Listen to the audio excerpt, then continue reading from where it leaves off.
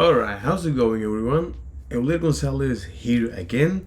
Today we're gonna take a look now at the context API, and in today's video and also for the upcoming video, we're just going to wrap this up as a way to finally understand and make a quick recap over the entire course and be able to describe in the most quick and precise way possible what is the end goal of this React performance course taught by Steve Kinney, which is not only be able to see how you can now write React components in the most performant way, therefore React applications, but what are the specific topics that you need to know and what is the recipe or the step-by-step thing that you can do as a way to do that, as a way to improve that. So, because in today's video, we're gonna make a quick recap of what we have learned so far over the course, over the past almost more than 2.5 months, okay? So, way to understand, first, in order to perform, or in order to optimize something, you need to know how that thing works. And that's the reason why we look at React, for example, the React Dev Doc, especially the Learn sections. And by walking through each one of those topics and understand what is the value proposition of React, as well as each specific topics, that is describing the UI, what is the thing that we can do with React, as well as the architecture, and then how can we now add interactivity to these components, how can we now show data or states that the user, anytime that interact with that data or state, it can see something back. And what happens anytime that the user actually update this data, update this state, which is now the inner mechanism of React, where now it passed through this rendering mechanism, which is now it is made of 3 phases: the trigger, render, and commit phase. And now how during the rendering and the commit phase, it is creating something called the virtual DOM, which is this ideal representation of the UI that is kept in memory and sync with the real DOM. This particular process is known as the reconciliation process, which is something that when you're using React, it allows you to, by using the built-in React tools, it allows you to now tell React what is the state that you want to be, and let now React match that state with the DOM.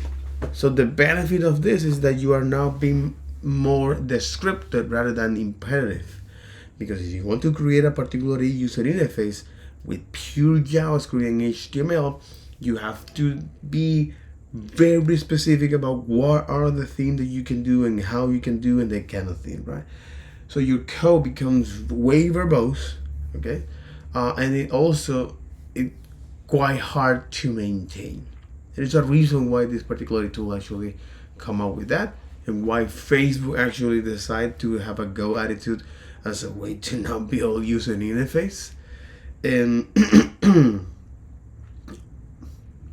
because this reconciliation process is part of that use the virtual DOM, and from versions like React 16 and now in 18, but in the React 16 is where they lay down the fundamentals.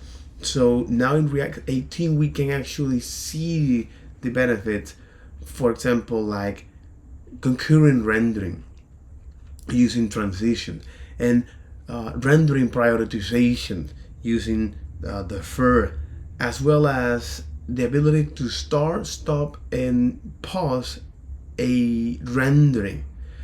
Because now that from their docs, the idea is that they want to implement something called is the stack trace, or the call stack, where this is a programming concept that is being used as a way to keep track of.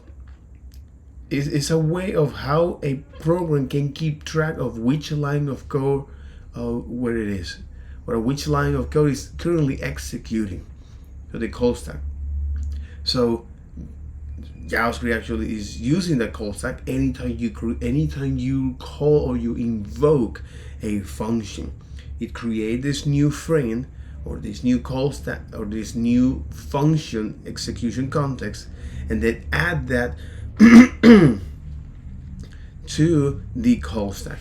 So as the more function you have to call, the more it will going to add to the call stack.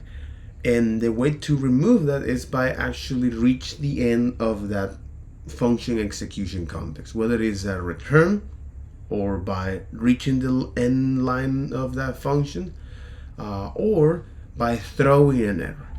So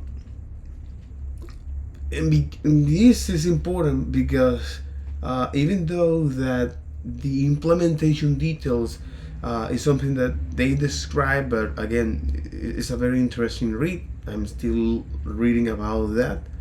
The TLDR is that they want to do that for React components. So anytime you create a React components, they want to add now to the call stack, which means is that now they will have the ability to know at which React component they are currently working, right? And therefore re-implement and provide some of the features that are needed. For example, like animations and describing the UI in a more descriptive way. So for animations, yeah, most of the time is to handle animations and performance. So this is something that you can take a look at the Redux. It's just a way of see that most of the time now the VDOM was true for versions for React 16 and prior versions, but the more we are now, so the further new release, the less true that'll become, because now they're using this particularly programming concept, which is virtual stack trace or virtual stack component. In any case, that's a very interesting read as a way to where this technology is going to head up.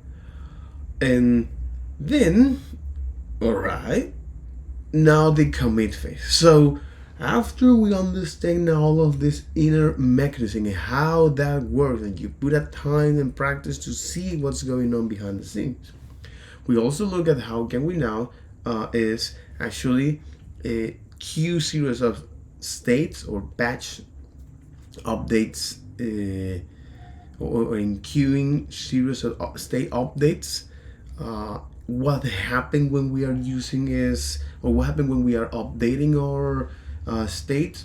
How can we think of our state as a snapshot? And then how can we actually now provide a more complex data structure to our states? So for example, arrays and object, and how to work with this, which is the TLDR. Return always is a new state out of that. You can use Imer for that, which is great, as a way to let you now write new state with mutable syntax, like mutable syntax like. So we also look at now how can we now manage our states, especially useful when you are going to define several user interface. What is the particular approach to do that? By describing all of the visual elements of these components, and determine what triggers those states to change across different visual states, and then represent those states in memory use state or use reducer, eliminating non-essential states, and therefore is now connect those states or connect the state update inside of the handlers.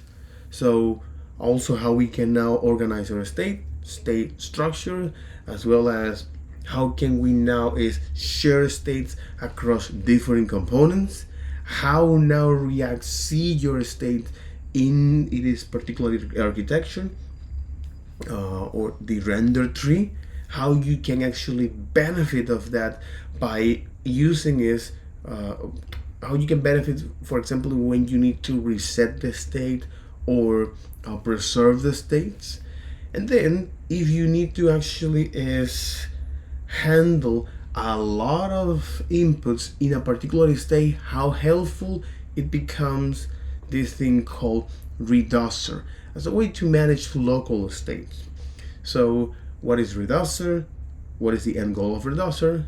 And also when you need to actually pass your states to distinct components, instead of doing that through props, doing this props drilling, okay, where there is a trade-off of that, because if you remove any of these elements along the components change, let's say you hide that component based on the user interaction, then you show that again. If you break that change, what happens is that a lot of the time you'll so the data won't reach the child component or the grand child component. So to prevent this, well, we have now or React come up with this idea of context as a way to now provide state to distinct childs. So we also look at what is the trade-off of using context, this and what is the main use case for using that. For example, themes or small app level data, say analytics or authorization, user logging, user data as well, and what happened behind the scenes anytime that you update the state in a particular component. And this is something that we're gonna take a look at that with the context API in today's video, and then with the escape hatches is like, hey, how you can now make these components to synchronize and to connect and take control to external systems. So for example, you want to focus the input, you want to focus, you want to focus input focus, okay? You want to access to the focus on input based on browser features, or using the browser API, or then you want us to now have access to external third-party widgets, such as the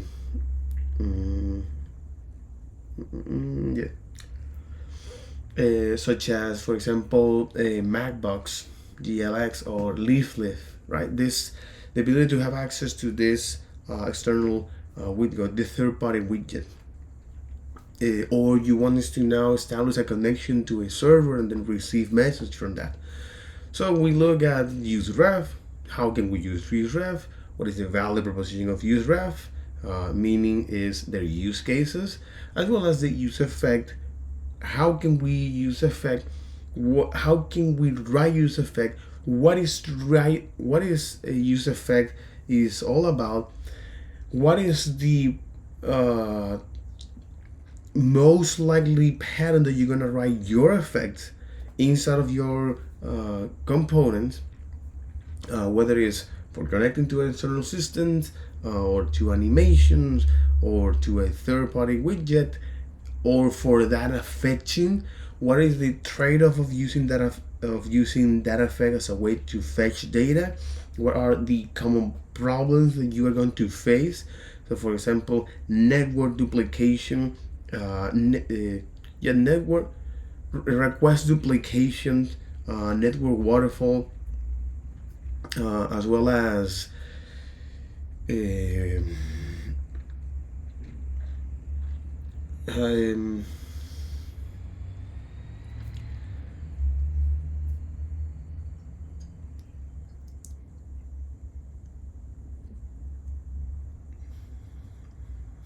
Did I lose my mind?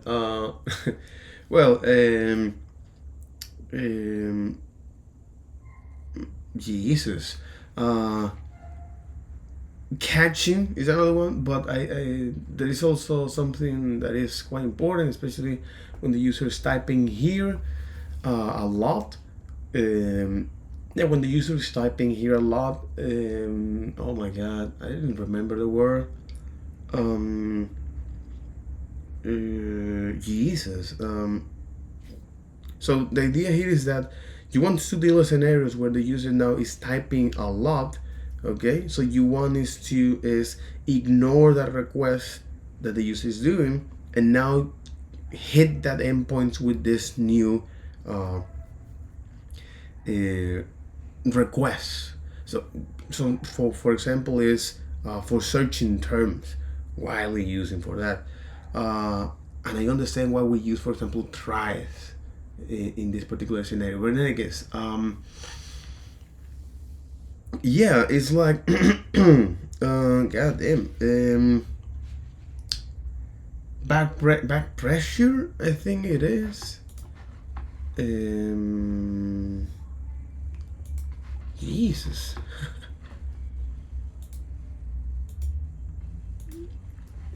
Jesus. It's like fetching data, but there was a particularly issue. It's like race conditions. Jesus. Exactly, like race conditions. So, for example, like frameworks like Next, Astro, and Remix actually are handling is that. The other is some client-side library that are handling is those problems that I mentioned, like USWR, which is use stale while revalidate, as well as the React query and the React router 6.4.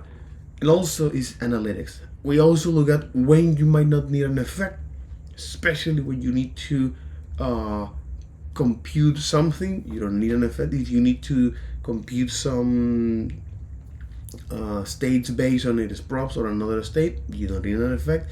If you need to catch something, you don't need an effect. You use Mimo for that.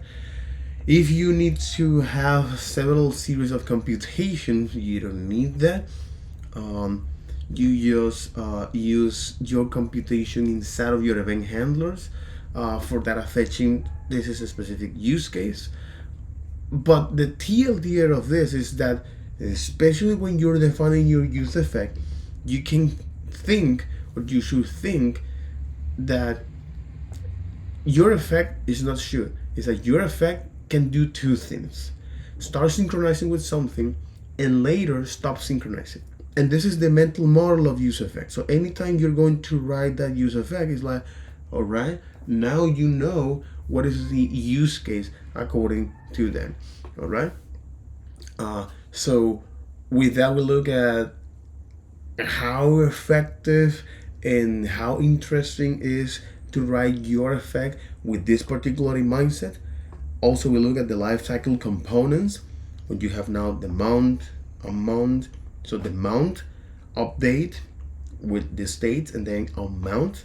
What is the life cycle of the use effect as a way to say, because this will be this will get triggered as after every, so this will, you will run your effect as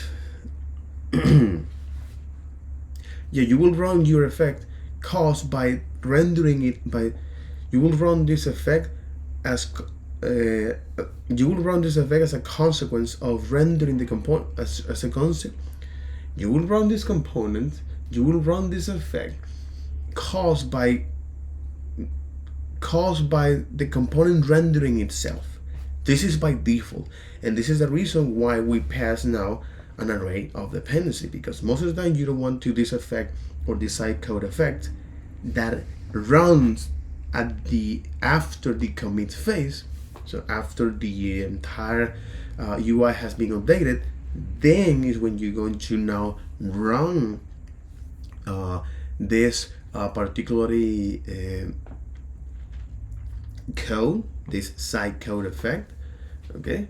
Because most of the time we don't want to do that. That's why we pass as an array of dependency, where if this array is empty, it indicates to React, hey, only run this side effect code once when the component is mounted.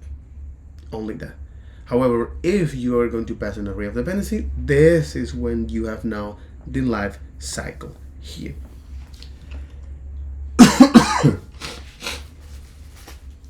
So the life cycle here is when your component is mounted, especially when you have now an array of dependency. This is true for array of dependency. It will run now the setup code, okay? When the component is updated, or in this case, when any of the elements of the array of dependency change, it will first call the cleanup function with the old state, and then the setup code with the new state that you provide, right? So when the component is unmounted, now the use effect will be run one last time by running is the cleanup function.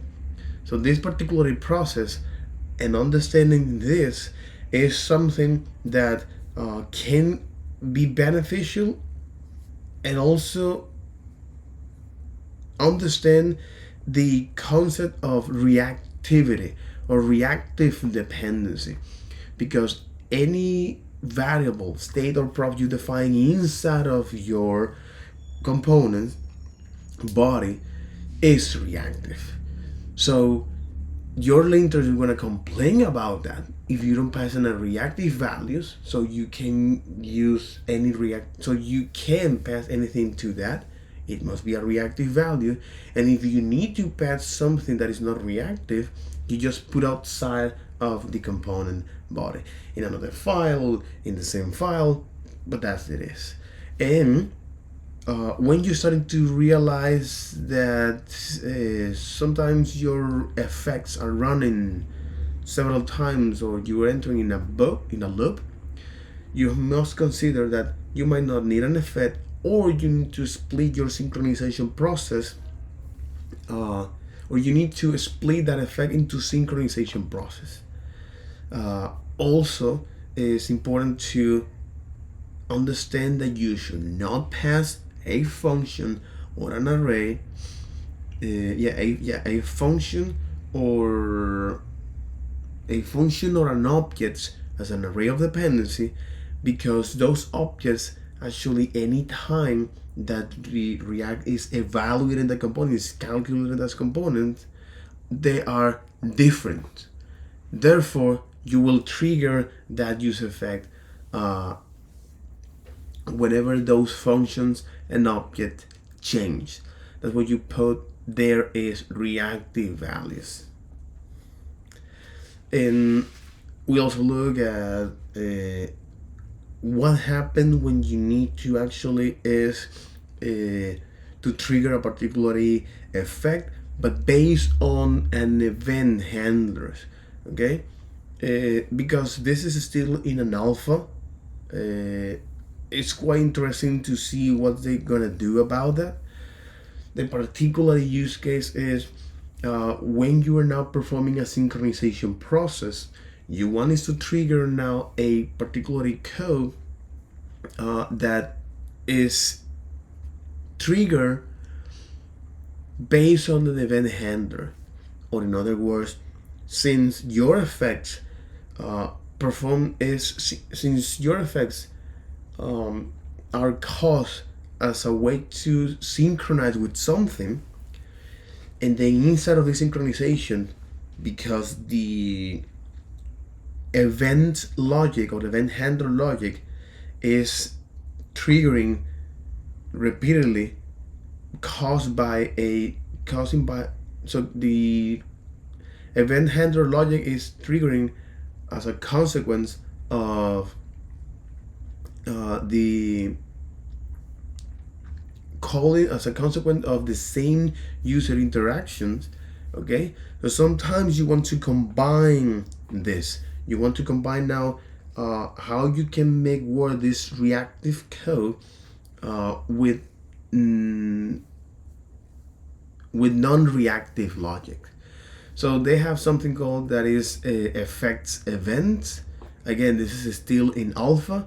It is important to understand that you can actually use that, all right?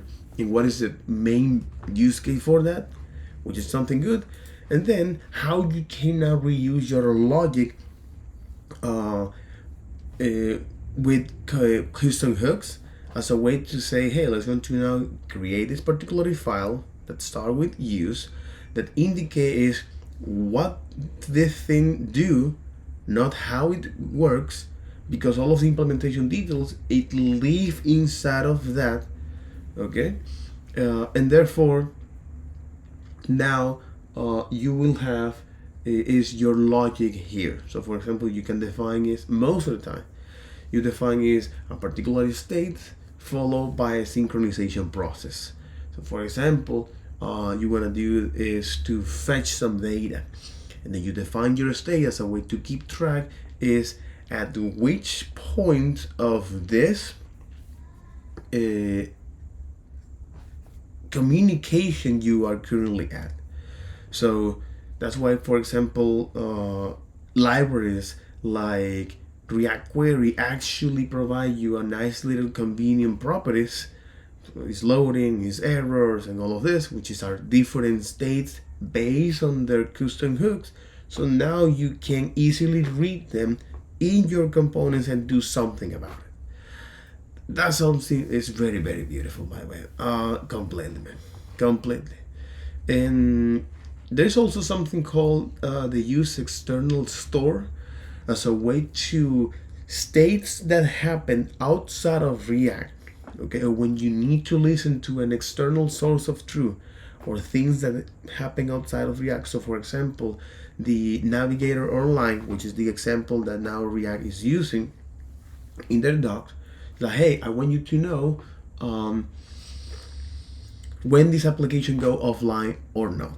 Okay, so you define a particular custom hooks where now by using its external store as a way to synchronize with this and detect and trigger a particular logic based on that external state now change. That's quite interesting, by the way. That's perhaps that go beyond the scope of this. But it's important to know when you need to actually synchronize with external system. Not always is about using the use effect, but also you can use this thing called is use external store. So for example, use external store, right? You got it. Using external store is this, right? So it lets you to subscribe to external store, external source of data, right? So usage are for subscribing to an external store, subscribing to a browser API, extracting the logic to a custom hook, and adding support for server-side rendering. And I think this is when the things get interesting here. Support server-side rendering, because this is something that is outside of React. If your React app use server-side rendering, your React component will also run outside the browser environment. So in this case, you say, hey, I want to know in which environment I'm currently running to actually do something about it. So to generate the initial HTML, this creates a few challenges when connecting to an external store. If you're connecting to a browser only API, it won't work because it doesn't exist on the server. That's what happened. If you're connecting to a third-party data store, you need this data to match between the server and the client. Exactly. If you're connecting to a third-party data store, you'll need its data to match between the server and the client. To solve this issue, Passage get server snapshot function and third arguments of the use external store. For example, okay, so this is the anatomy here. Get server snapshot. Get snapshot or get server snapshot.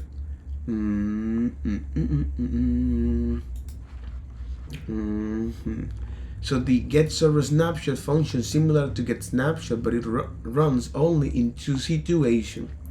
It runs on the server when generating the HTML. It runs on the client during hydratation. It is when React takes the server HTML and make it interactive. And I think this is something beautiful. Totally.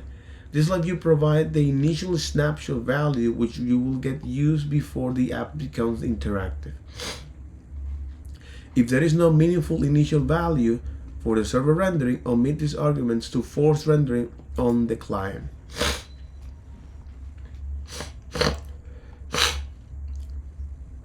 So, but yeah, this gigantic overview is just a way of how now React actually works. Okay, be able to describe that at least in 20 minutes. And then when it comes to actually use is the performance optimization techniques provided by Steve Kinney. We can, after we identify the React rendering, how that works, be able to describe and express that. How you can now reduce in rendering and what are the techniques that we can use, because anytime you want to optimize a React application, first take a look at if the live site is on. Take a look if the live site is on. Take a look if the live exactly. Take a look at the. Jesus, what? Take a look at the live site has been built with the production flag. If it is, then you move on to actually take a look at the React components hierarchy and the state. Start from there, okay? If you need to actually rely on some catching methods, use, for example, is the use Mimo or Mimo. All right. Again, it is better to go with the how React actually works behind the scenes, which is identifies the component hierarchy and the state. Something that we're gonna describe here, the little tips that we can go with. Use Mimo. All right. And again, remember that after all, it's much more faster than not doing stuff than doing it. This is one of the, and there's some corollaries to that, which is it is much faster to do things later than doing it right now. But after all, that's the entire reason of this. Use memoization, using Suspense API as a way to progressively load your components in your application. And if you're in a really pickle, then you use this not the transition API, which is something that we're gonna see as well in today's video.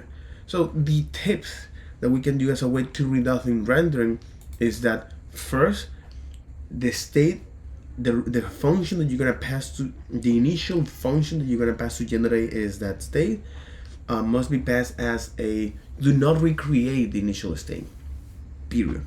All right, or in other words, if you're using user state, pass now is a function for that. The other is push the content down or pull the content up with children as a way to know which one of these components actually makes sense as a way to now rendering. Okay, remember that after all, the state here is something important here. This is one. And when you define your components as well, that's why we use is the push the content, push the state down or pull the content with children, pulling up the content with children. Another technique is like using Mimo with the use reducer as a way to prevent now re-renderings, especially in list components. Why is this is important? Because unlike use state and use callback and use memo, because you actually is providing is the dependency array when this particular function or computation needs to rerun with reducers, especially for local state. You just only have one reference there in one particular file, that when you pass the dispatch functions to all of those components, then you can now avoid re-renderings. Why is that? Because this reducer function, since it lives in one file, it won't change. What you're doing is just calling that and hold a reference in memory for that. So you are not recreating that because you're past that now to the use reducer, and internally it hold now that reference there. So when you now need to dispatch an action, only is gonna render during the initial rendering. So this is something quite interesting here as a way to see how this thing is starting to work. And the other tip is that with context. So if you have now 38 layers in your application, okay, 50 layers or 38 layers in your application, now it makes sense to actually use this particular tool. But again, this is not an state management, and there's some very interesting articles about that. You shouldn't use that. Again, context has its own particular way to do that, and some of the challenge, especially when you're using now your context, which is since the context API, when you define your context as well as the provider, which is where you export that, and then you wrap that context at the closest top padding component that is gonna be used, that most of the time is the top of the application. All right. Well, the idea here is that because if you're gonna use a reducer as a way to make the state update logic maintainable, and if you pass the value with the items or the value, the state, followed by the dispatch, a lot of the time what happens is that if you are now only make use of the dispatch, whenever items change, which is frequently, is also going to impact on all of the other components, and re-render the entire subtree where the context was defined. So to prevent this, how can we solve that? Well, by creating is another context. So multiple contexts here is that you push the less likely state up to the another context, and the most frequent state down in the context below. So things started to make a lot of sense, but a lot of sense. So how you can do that, this is another tip, especially using your reducer with the dispatch, is like, hey, you're going to have now a context for the state as well as for the action that is only going to re-render that when the dispatch actually changes. So because the dispatch will remain the same, you are not altering is that objects at runtime, whereas item, yes, is frequently.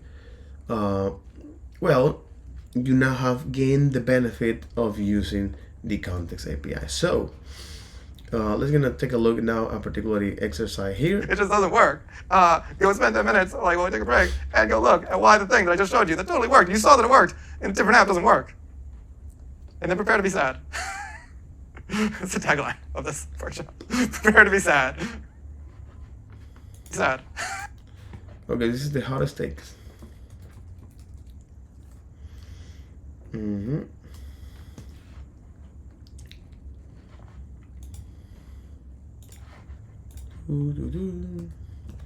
This is the app we're gonna take a look now. Okay, which is the hottest take. And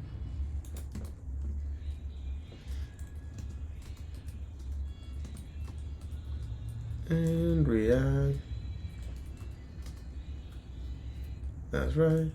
Let me see if I have, yes. Hottest takes. Open up with Go. Good. Alright, so let's going to evaluate now is this. Shall we? Follow me along to do that. No, but this is the color. I want to change that to the hottest take.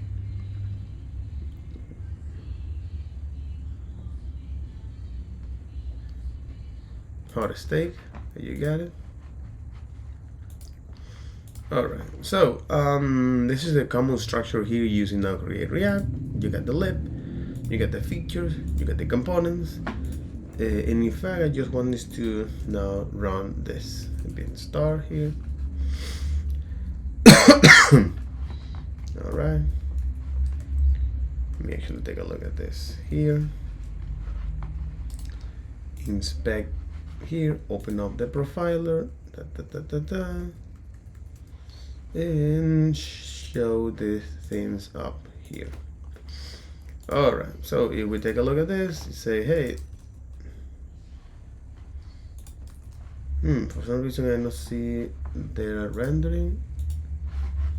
Okay, let me actually do this. Okay, it's rendering here, add a post. So when you add a post, you actually now is rendering is even these components here. So let me actually stop this. New post and the loading Ipsum. Thanks, Gutenberg. Add a post. As you can see, it's actually rendering the entire office. Oh, but I think you actually do some optimization here. Wait, what?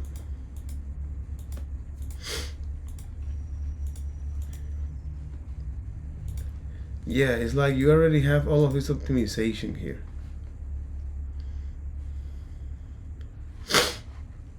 Okay, let's going to clean this. Yeah, chill. I don't know what are you doing, but it's like here. Let's gonna say is new post, loading Ipsum. So you add this post.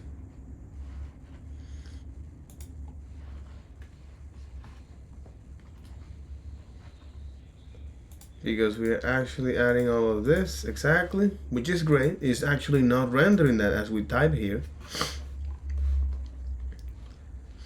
It's actually not rendering is that, but when we type this, okay. So because now the state change, hook one change.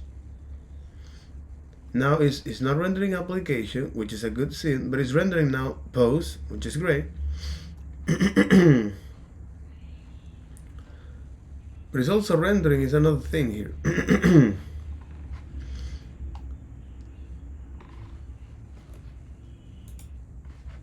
And I think this code contains the optimization here. Yeah, it's like, what the hell would this go?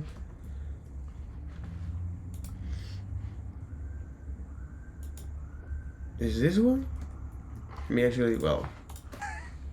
Worse and worse and worse. Quick. This one. This portion. And then prepare to be sad. Let's take a tour of the code real quick. This one's got a little bit more going on. But not much. It's just got more models. Last one had only items. It's that kind of thing where we start out slow and then we slowly escalate things until it gets worse and worse and worse. So we have that in place. And other than that, it's a CRUD app. Like let's look at the UI. We'll look at the code. There is this concept of adding users. You can remove them. Great. You can write a post. You can remove it. You can't edit anything. But you can. They'll be editing in the next one, I promise. You can delete comments, which is probably the best thing as well. Awesome. And you can like add a new comment as anyone because there's no security on this app. That's interesting. Oh, because I put it at the top because I wanted to see the post at the top, so I turned them all on shifts, not realizing that I put the comments at the bottom as I was moving stuff around. But generally speaking, it all exists. It all works. Let's look at the code. And if we go, we've got a context.js. That seems great. Look at this. It's got a state context. It's got an actions context.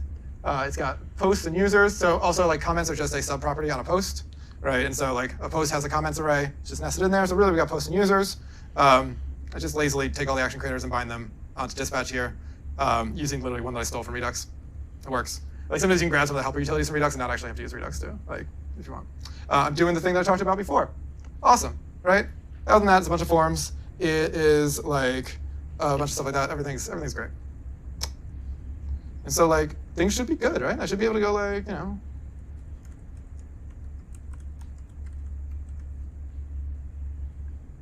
Oh, I can add a user, I can remove one. Oh, everything flashed, right? Throughout everything, right? And like some of that makes sense, right? Because like exactly for the post, that actually works as expected. Okay, wait, what? Exactly. No things. What the fuck do you think you're doing? Okay, chill. Okay, that's right. Cleaning up. But the thing is that here, which is great. I don't want to use my name. It's like John Doe. Username Joe JD DJ. For these DJ. Add a user and then say everything in Flash here. Okay.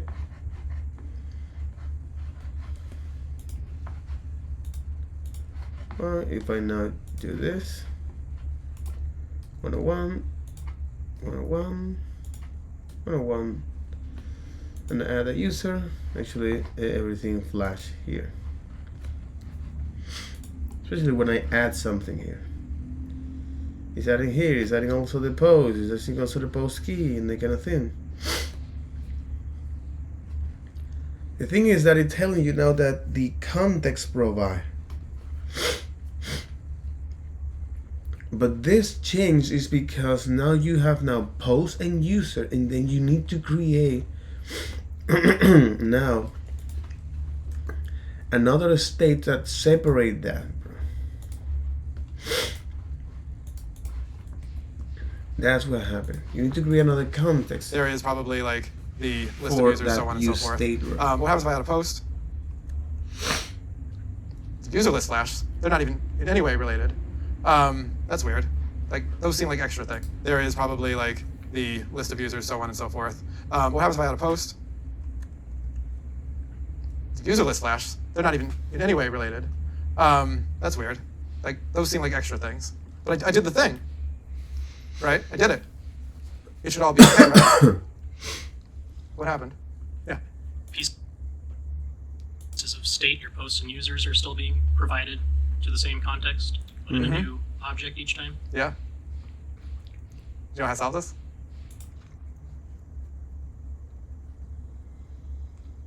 Providing another context.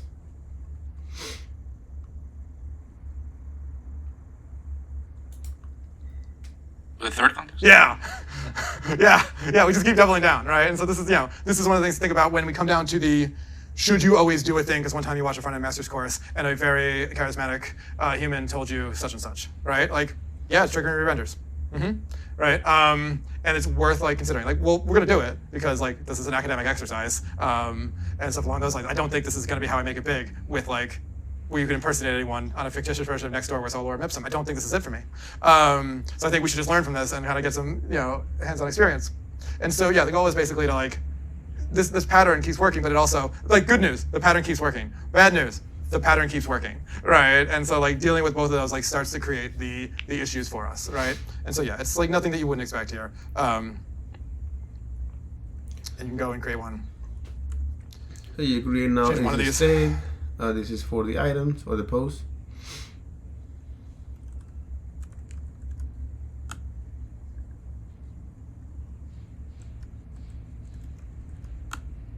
get both of those in there. This is where you watch me forget which one I called which, and at one point mess that up. So it'll be the posts. I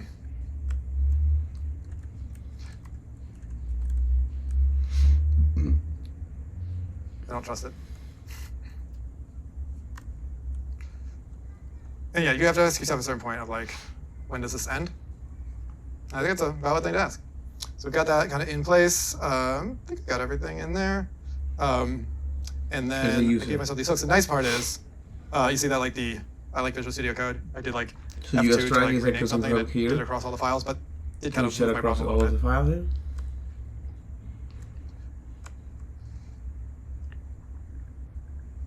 Which, giving yourself those abstractions should be somewhat helpful, right? In this case, like, let's see. Use.map is not a function, probably because they're pulling off an object in all those places. So there's a little bit of that. Oh, that was users. I think context name. Where? In the context that you have. Users context. Line 27. Line 27. I missed one. Great, everything works. Now we can go ahead, hopefully. All right, you saw that like we didn't flash over here, right? And that is what we're looking for. So like, yeah, as I said before, there's two major points I want to make here as I run the profiler, just to verify that like it's not something like where I'm slowly losing my mind. Purposely why I don't clean out these input fields. Great, we see the post flash. There's clearly more to do here, right? And we're going to not follow this necessarily all the way because I think I will leave some of this as an exercise to the reader. But you know, like individual posts, you know, are in there. The given keys, so on and so forth. But interestingly, there are like some interesting ones. Like adding a user shouldn't cause each and every one of these, right?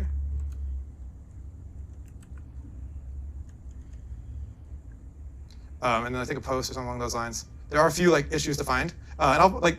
There's like I think like 5 or 6 to find in here. But one of the ones I will point out, because this is the one some of these I did on purpose, and I will leave them as an exploration kind of scavenger hunt. But there was an interesting one that I didn't do on purpose, and that's the one I would like to draw your attention to, because I was just writing code, right? Like and just doing my thing, which I thought was kind of an interesting one, which is if we look at the users, I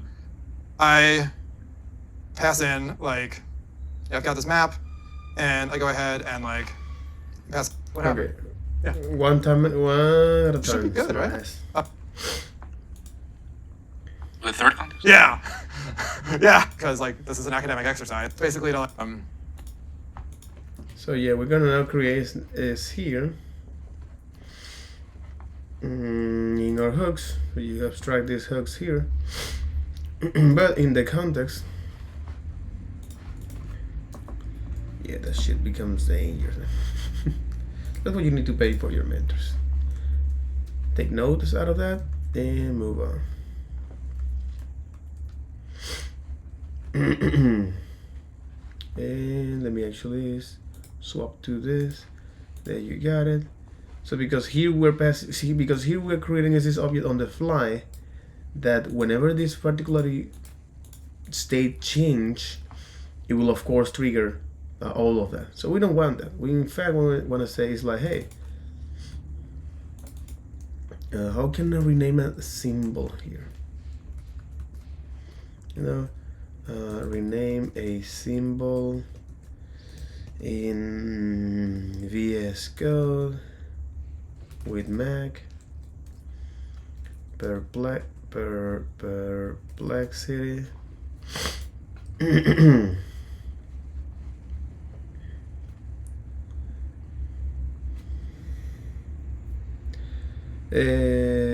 Control F2.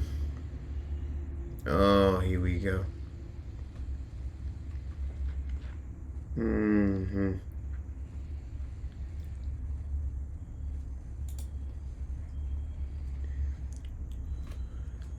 Oh my god. Command. Yeah, it's like.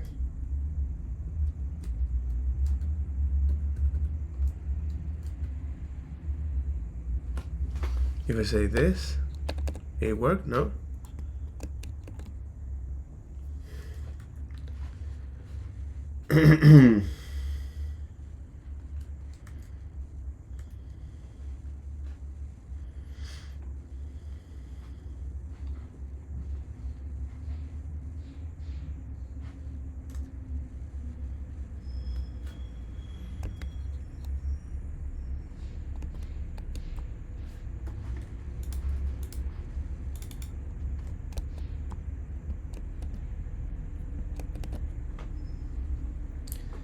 That shit doesn't work.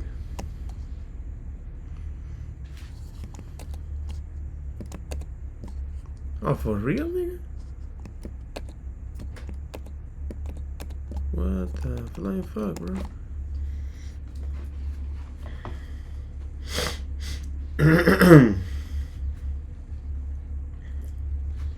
Anyway,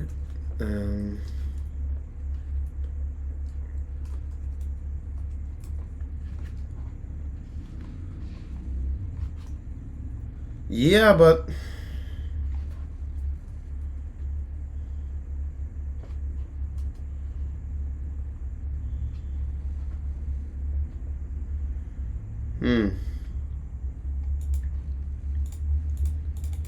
yeah, but why you don't actually?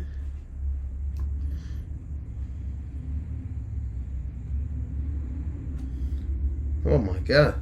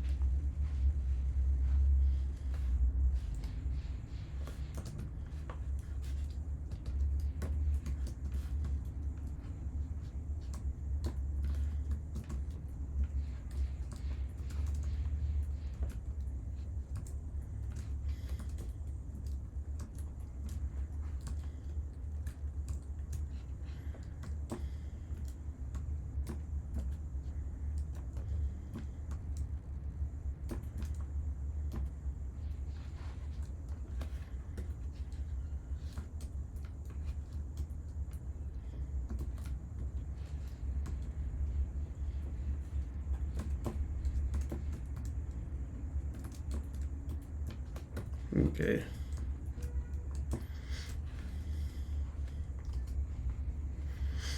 Yeah, but this freaking command here doesn't actually help me. State context is like what items? So post context here. There you got it. That's right. So we extract this, and we also create another context here. Why you do that?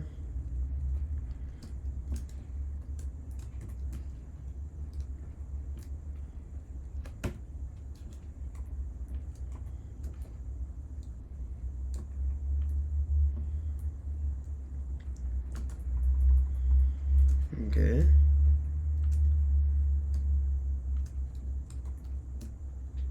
And then, okay.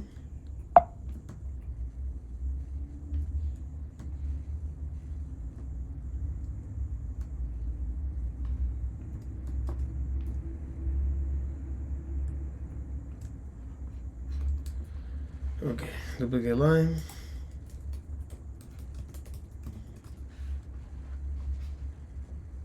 Shift up and down. Shift. Oh shit.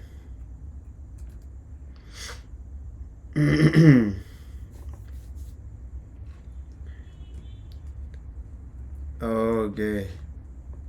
Shift option, and this is okay. This is option. Shift option here, and then you say okay. Okay, and then you say now user context, like this one. Then I want you to now jump to that line to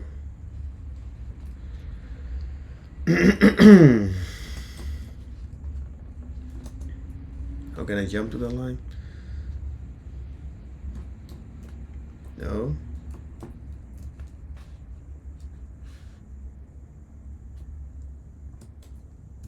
Okay, it's going Command Shift and go to 29. There you got it. And here I want you to duplicate this Okay. And say now is the user context. That's right. Let me duplicate this line again. Move that above using option. And there you got it. Now you say user as it is. This of course won't go there. And this is it. Post context provider. Exactly. So in this case, instead of actually passing this as an object here, you can pass it only the post as well as the user here. It complain about it, it's crying about it. It's like, hey, what in the F is this?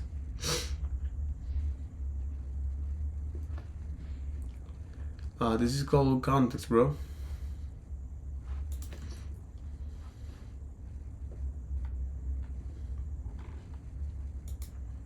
Oh, terminated UseX content. Really?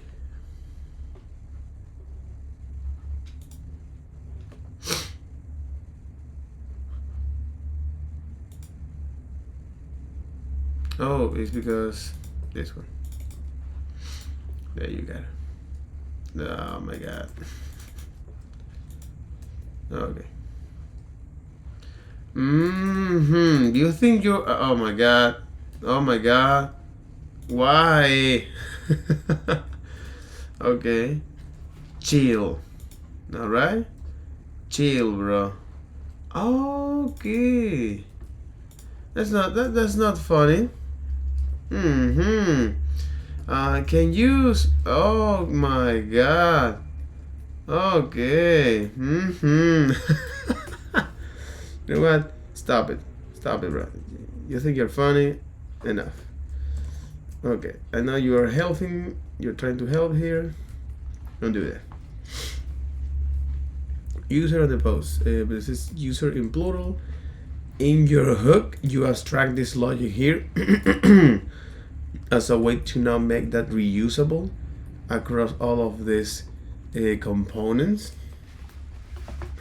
which is great.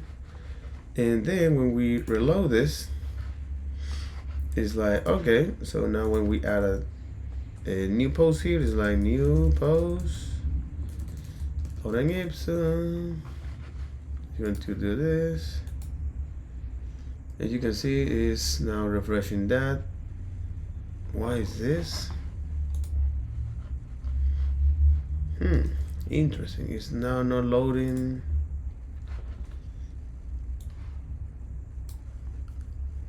Oh, because we're actually fetching the data that is not properly.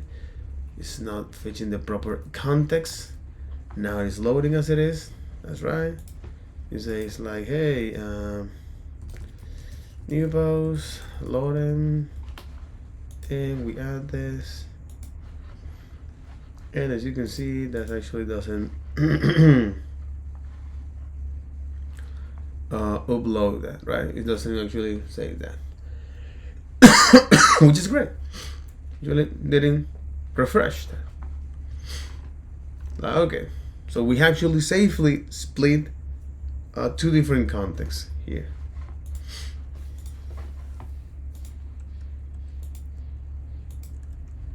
Thing that did it across all the files, but go ahead, hopefully.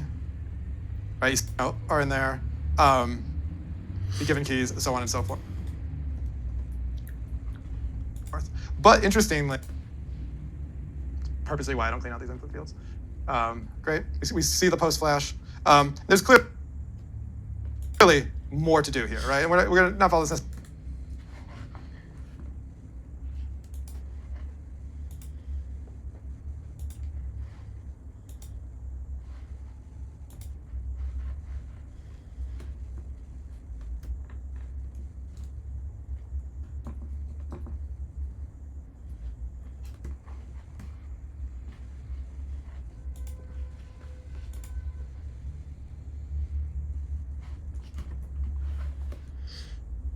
all the way because I think I will leave some of this as an exercise to the reader. But like individual posts, are in there.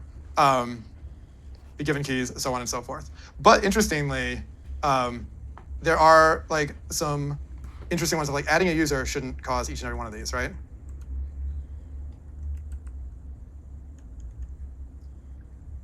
And then I think a post or something along those lines. There are a few like issues to find, and I'll like there's like I think like 5 or 6 to find in here. But one of the ones I will point out because this is the one some of these I did on purpose, and I will leave them as an exploration kind of scavenger hunt. But there was an interesting one that I didn't do on purpose, and that's the one I would like to draw your attention to because I was just writing code, right? Like and just doing my thing, which I thought was kind of an interesting one. Which is if we look at the users, I pass in like I've got this map, and I go ahead and like. Passing everything in like post is not rendering, which is great. This here, so like we split having those this as a contexts as it is. function I'm calling on the fly. So like, there were little things so that in other were words, causing it's like like exactly. So in other words, it's like, hey, since this hasn't changed, even though that we're recreating that, no, we're not recreating that, because since this doesn't change, so since this state doesn't change, it's like, hey, I'm not going to actually trigger that update, which is great. Only change is the user. Right. So only the user is the one who changed. And there you got it. And it's like interesting to do the tools and kind of look. And like play around because like there are ones that you will find that you didn't intend to hide on purpose. Yeah. But that particular function is passed to the core, the leaf HTML element, right? So that shouldn't matter. Which one? Yeah. I'm trying to think like which. I think pushing it down actually made more sense in this case, right? There were a few of them like this. Like this one has the children in it. I'm trying to remember exactly which one it was because it was one of the ones I didn't plan. Your job for about like 5 minutes is to kind of like go spelunking. There are a few of these little ones here because like as this app grew in complexity, there are a few. Like when I found a bunch of them, I was like, great, yeah, totally. But there are a few of them and see like what interesting ones that we can find and lead us to what because like I think it's very simple. I was fine. If you do this, cool. As it starts to grow, and again, we want to use the tools. What are some of the optimizations? And some of them we can talk about, some of them we can do, right? Because some of them are just like, as soon as we understand the philosophical thing, I think we've got the major point. But I want you to spend like a few minutes, let's spend 5 minutes, go looking for them, right? And let's talk about some of the ones that come up. I'm gonna look at the chat in the room and we can kind of like figure out which ones, what some of our thoughts and theories are on them, and like what we would do about them.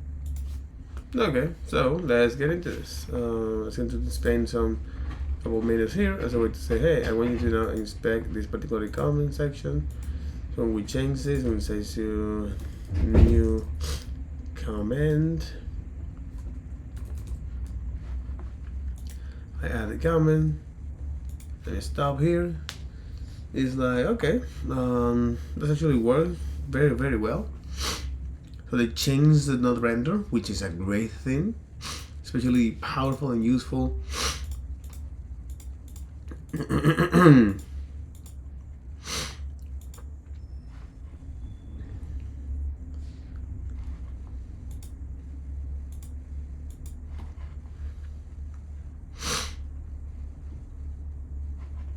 So only the add comment was changed, that's right.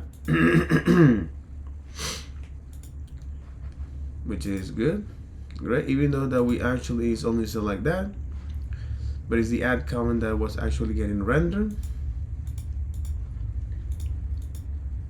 So far so good. Similar to this, and here's only rendering is the add comment because two hooks change,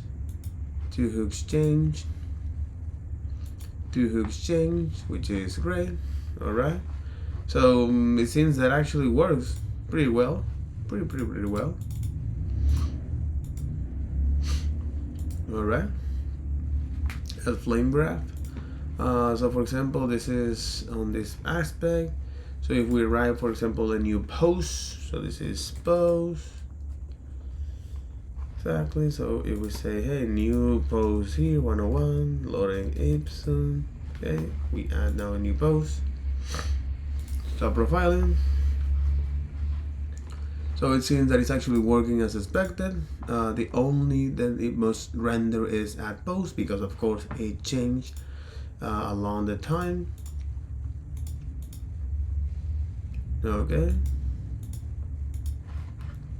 And when we actually add that, what causes update? Add post, add post and provider. So here after that,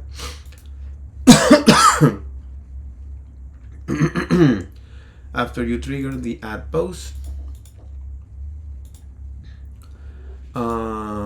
which is something interesting. Can you take a look at that? No. Oh, because this is the component. Exactly. So there is something called add post. If we take a look now here, where you put this, add post in the component, exactly, the title, the body is actually changing, and you're using now an action which is add post. All right, and add post is triggered with the title and the body, where now this, I'm assuming that is passing through that, which is returning is a context. This context here must return is now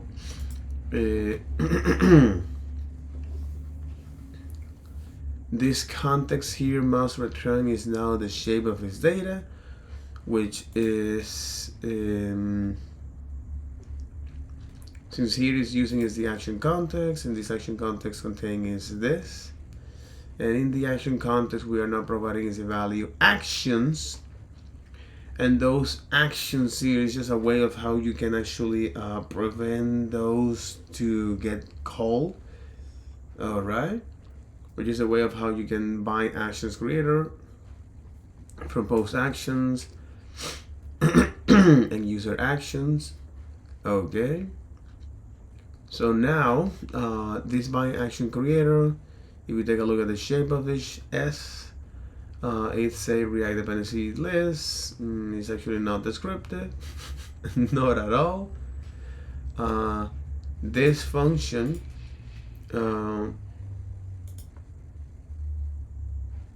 return is the dispatch post action. Okay. It return is the post actions and the user actions. Makes sense. So meaning is that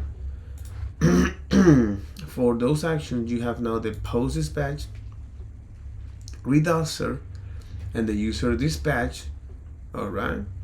So this post dispatch here now contain is the produce,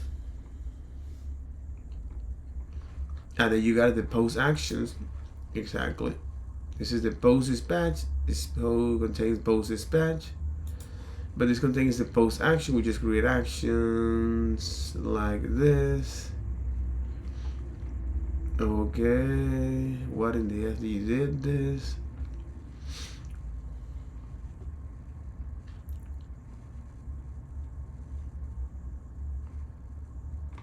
Oh my god.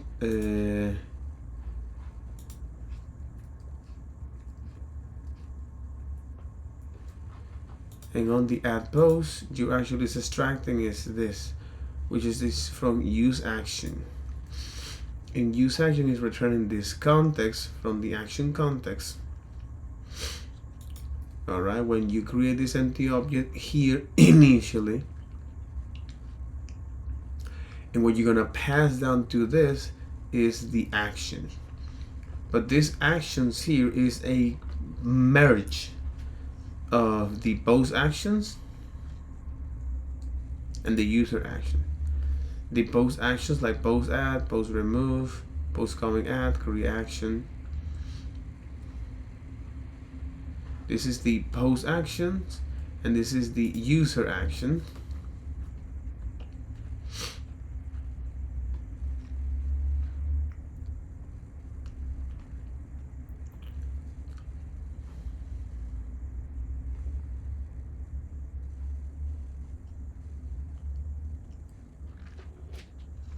Okay, this is the action. Okay, add users and remove user. Okay, makes sense. Yeah, because actually all what it did is just to merge all of that. You merge is the post actions, add post, remove post, add comment, remove comment. Follow with the user action here. Here you make use of the action context, which is one of them is the, of course, add post for that. So add post hooks, it say, hey, you know what? Add user, add post, that kind of thing, blah blah blah blah.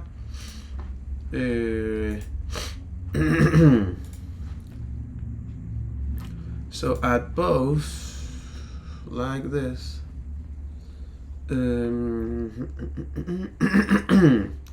So add post in or not user in our action context that actually are merged here, but it's from post action. Add post is actually trigger is this. So you need to pass is a post that is part of the items that must have is title and body. If they don't have that, you're gonna throw an error. So that's exactly what we did here. So we're passing the title and the body, right? So add post, it say this, but the reality is that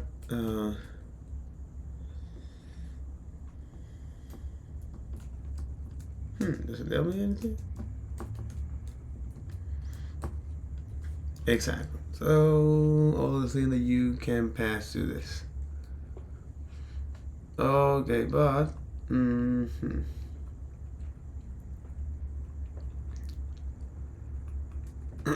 well, then I guess that's quite interesting. It's quite interesting. It's actually it's like not able to. Oh yeah. Not able to understand what is the type of this things after all it is. Yeah, because you passes an API.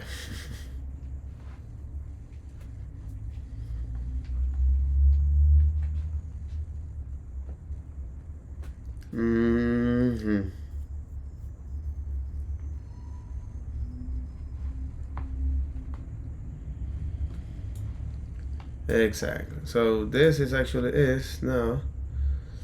So the type of this will be a React dispatch post actions or a user actions.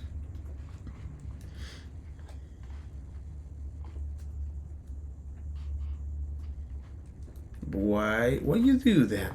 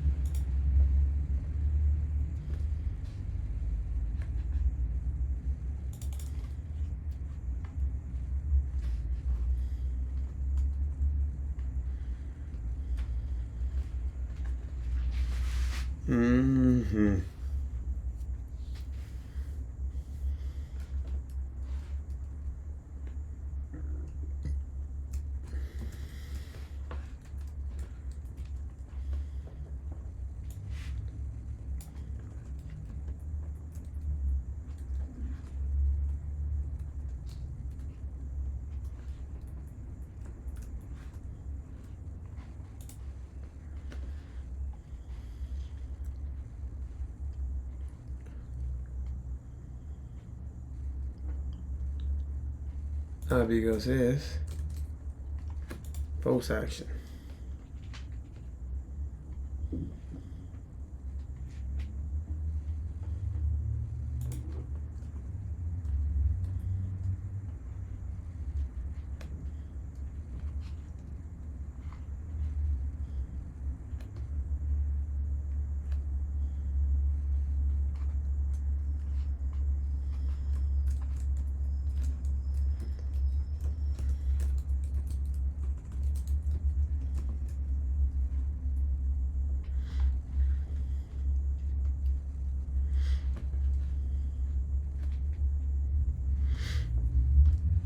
Well, in any case, I don't want to overcomplicate this. I don't want to overcomplicate this, you know? I don't want to overcomplicate this. I know where the things actually come from. So far, so good. Alright? I don't want to overcomplicate this. But this actually trigger is this add post, right? Unfortunately, we cannot map that because we haven't linked that. And since this is GSX, not TypeScript, that's what happened. Okay? That's what happened. It's like, hey, it's like, hey, So, okay, no problem. No problem. So we were now testing is that, as you can see here. So after it now update that the action context here, they create context and say, hey, now I'm going to update that the action.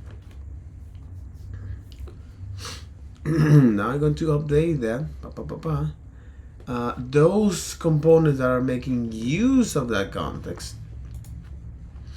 where in this case say, hey, this is something called as post, right? So those components that make use of that context, which is post component in plural, exactly. Is actually using that. Use post is actually using that context, which is the data. And then I'm going to now render all of those components down there. It's like, hey, I actually is going to render, or because now this state change, what happened is that now I'm going to evaluate this. Hey, is this post length? In this case, no, we have a length. So let me actually is, as passing through the rendering mechanism, say, hey, you know what? All right, this is something that we're going to call and evaluate, and this is the expression that we're going to evaluate here in the post. And here's when the interesting part comes here, because here in post, right, what happened is that we have to compute this. React is need to compute this. It's going to evaluate is the post, right? And it's going to render all of these components. It's going to call all of these components and all of these components and all of these components. The padding component render, you know? So, yeah, the padding component render, but we don't want to actually that happen, you know? Okay, the padding component renders, but we just only is to add that component there. You know what I mean? And because we are here recreating is this particular state with all of these components, how can you actually make that happen? Because yes, this state change and this post actually no, we only add is one element to that, you know? So there is no reason to actually is to map all of them or to recompute all of them. So for example, like this, and what's going on here is you're telling to JavaScript that, hey, I want you to now is iterate through these elements here and then return this, because each one of these components now are tied to the ID, okay? And this is used as a way to perform some optimization techniques. All right. So if we clear this and say, hey, new post, I should do this. New post, 2, loading resume 102, and then we say add post, we stop it.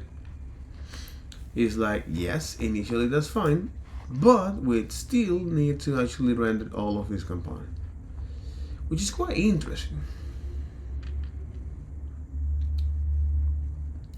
And because this parent component change, all of the children is rendered.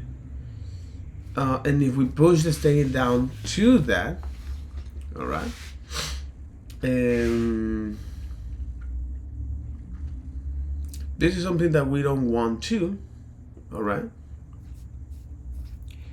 Yeah, this is something that we don't want to, but thinking in terms of React is like, the question is that, is this actually needs a performance optimization here, right? So can we actually, or is this something that we can prevent here? Okay.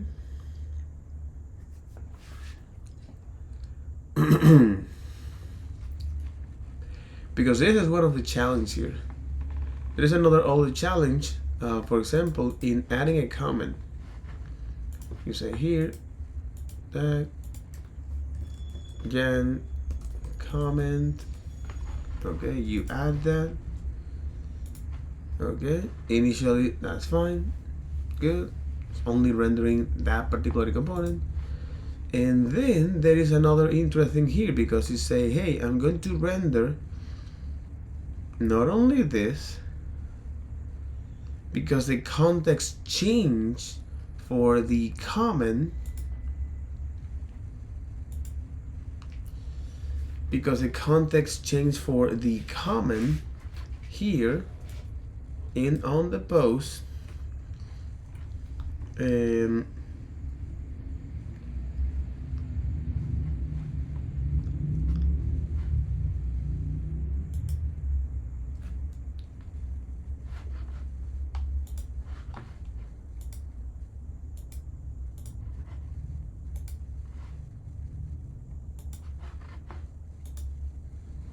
two hooks change.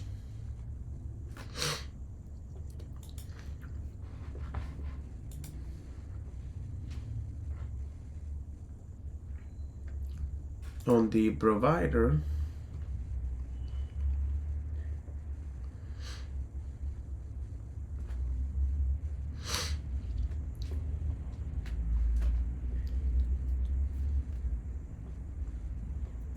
exactly, the context change for the post, and then we are inevitably rendering all of that.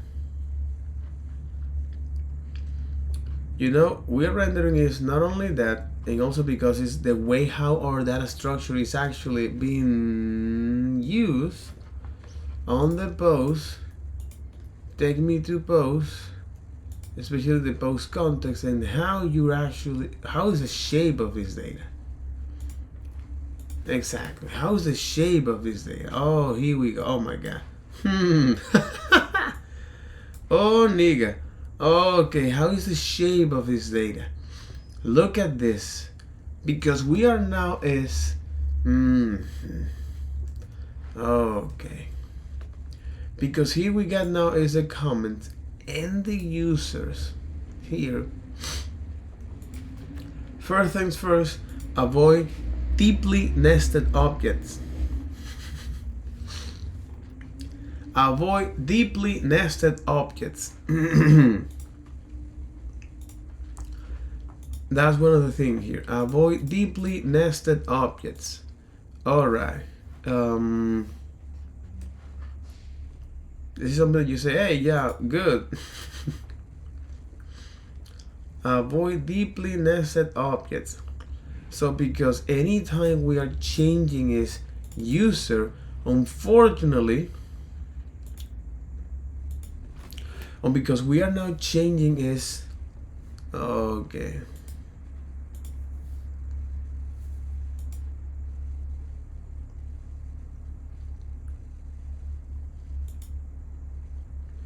So because here we are now storing is look at this, we are storing is the user followed by the comments. So it's the user and the comments, the user and the comments, the users and the comments. And I think this is a good example of that, the user and the comment. So make your app level state flat as possible. Avoid deeply nested objects. So for example here, user and comment.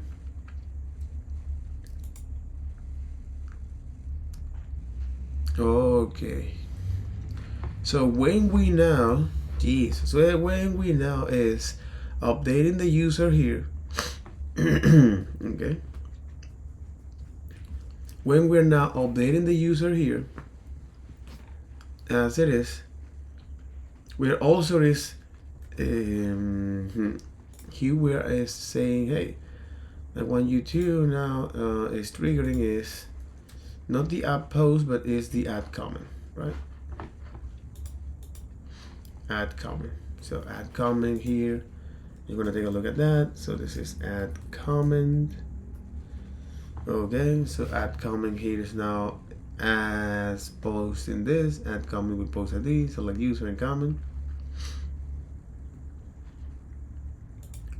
So this is our add comment. That I don't know what this must come from. This must come, add comment must come from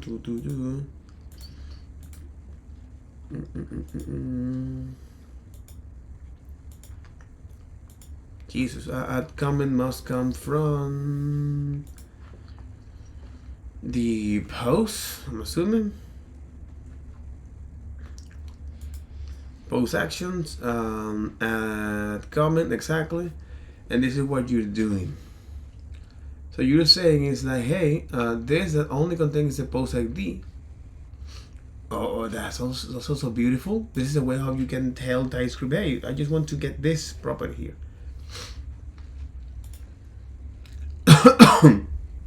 Of the user. Followed by the text string here. Okay. Yes. Add comment, create actions like this, post comment app. Okay, post ID here. This is what it expects. Post ID user and text string. And the payload is that it's going to generate now a new state with the comment where you're gonna pass is the text. Oh crap. Question, what is the shape of this? Because it's payload. There you got it. What is what is the exact action created with prepare payload, post ID, comment, and user? So because the shape of this data that we are modifying, the state of this data that we're modifying here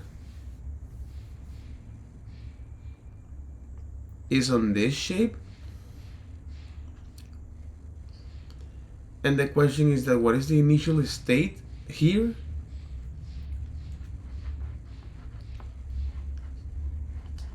Yeah, what is the initial state here?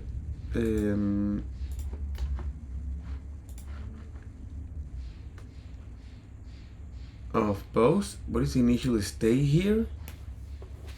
So here, okay, the post and post, that is post and post, exactly. So this payload, which is the shape here, is like holy moly.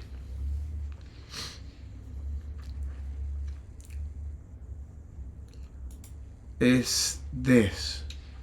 So here you're going is to, oh my god.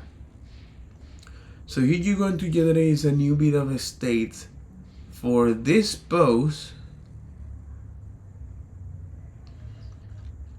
that will have now is the post ID, the comment, the text, and the user. What you are generating is a new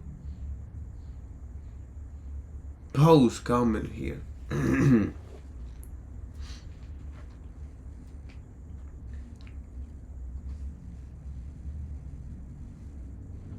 So if you're creating a new post, you are modifying the title and the body.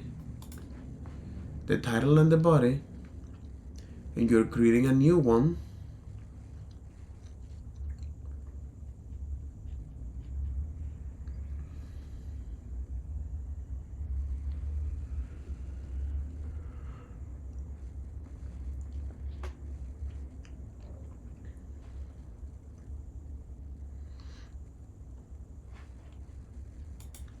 So that is binding to the post ID here, to that index. To the post ID, which is something that you're receiving, the comment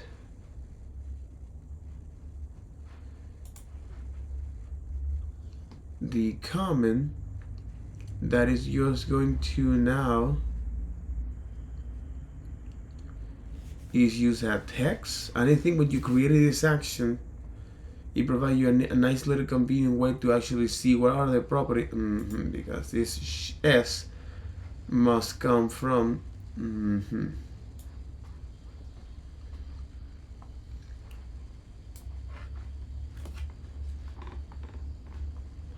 from Redux. Okay.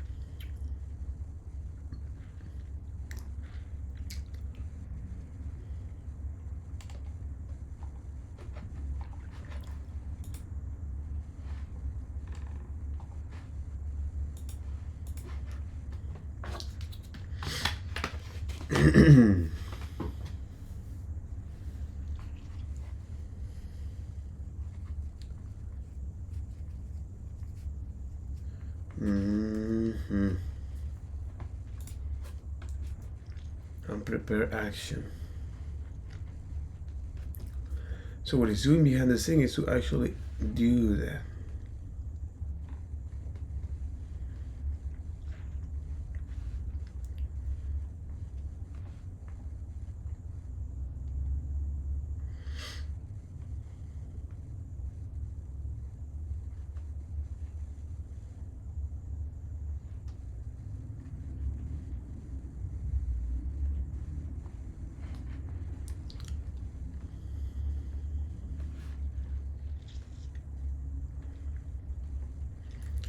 Okay, so because now the shape of this, because the state is the post and the post contain is this, which is the shape of this data, is ID, title, body, and comment. And inside of the comment you have now post comment, and inside of the post comment you store now the user.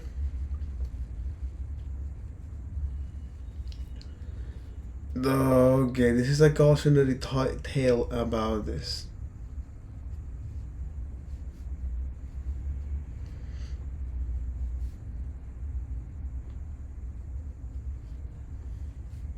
Okay. Jesus. But it's because about the data. All right, so I think, so there are like 3 or 4. Some of them planted. I will talk about the accidental one. I will talk about the made one that leads me to my next point. But I'll do that, especially when it leads me to the next point, feels appropriate to do towards the end. Did anyone else find any like interesting ones as they went in triage? Just, standard ones. I've added like 3 memos regarding comments. I played around with them. But so if you add a memo around that comment, and post, that solves a bunch of your errors. Yep. Like, and we'll. I've added like 3 memos regarding comments. I played around with them. But so.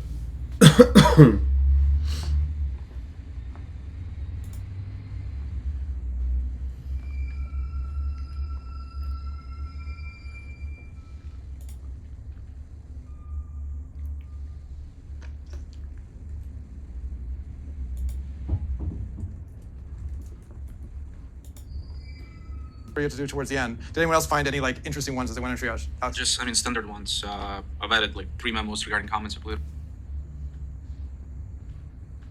around with them. But so if you add a memo around that comment, and post, that solves a bunch of your errors. Yep. Like, and we'll talk. I want to talk particularly about the post comments in a little bit as well. But yeah, those as well. And I think like in the drop down with the users, which pulling the users is like nested in there. Like that one probably can like get its own state and be completely like isolated from everything else, right? With just a callback, like we saw before, we just say like, "Yo, when they go to some, when this changes, let me know." But other than that, I don't. This thing has got its own context in there, right? To point out, so like, we know that we have posts and we have users, right? And so to Alex's point, like in the post, right, we have inside of add comment, we grab the entire list of users, right? And so someone left a console log in their code to figure out what the selected user was. Like theoretically, that could be encapsulated on its own and not necessarily need to involve stuff in here as well. That's a big one. Do we have any other like interesting ones? I'll tell you the one that actually like I didn't expect and had to like squint. Right, this is one I kind of alluded to before we started this. I'm like, I shouldn't get into like this part. This is some post comment here.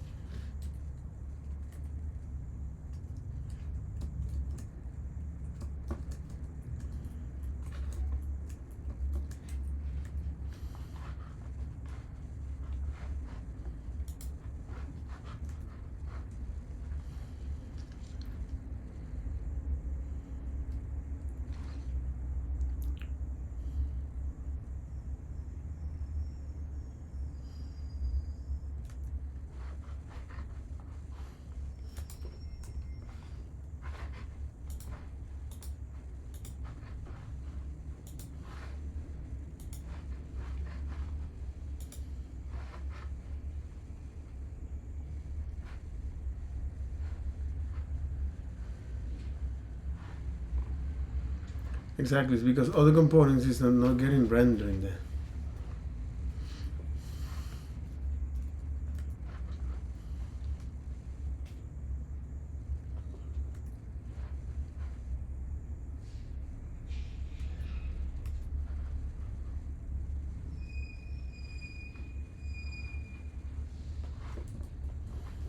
Right, I should let you explore first. But like any other like interesting ones throughout. Okay.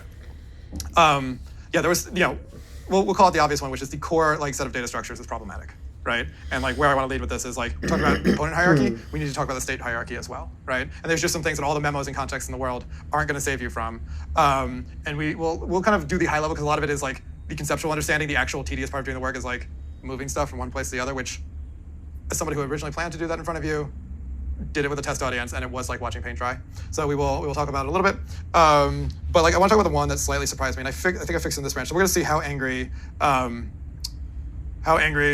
development server gets if I keep switching Git branches with different code over and over again on it, and see how it likes that. But we'll find out. So if we look, if I go ahead and I'll clear this out and I'll record, it was like moving a user, and maybe it was adding, I forget. We got a bunch in here though. Let's see which one. I just recreated it too. I will show you in a moment if I can't figure out exactly how I recreated it, or if I'm on the branch that has it fixed. But we'll find out. Don't embarrass me right now. So one I got was the. Make sure I'm on the right. Don't save anything. Go back to the way I think everything was. There's one weird one with children. Yeah, that's what I'm looking for. Remember how we got that one? Yeah, I'm on the live coding branch, and I've added memos to users, not the user itself. Yeah. Yeah, that's exactly the one that I'm looking for. So if we look. Mm-hmm.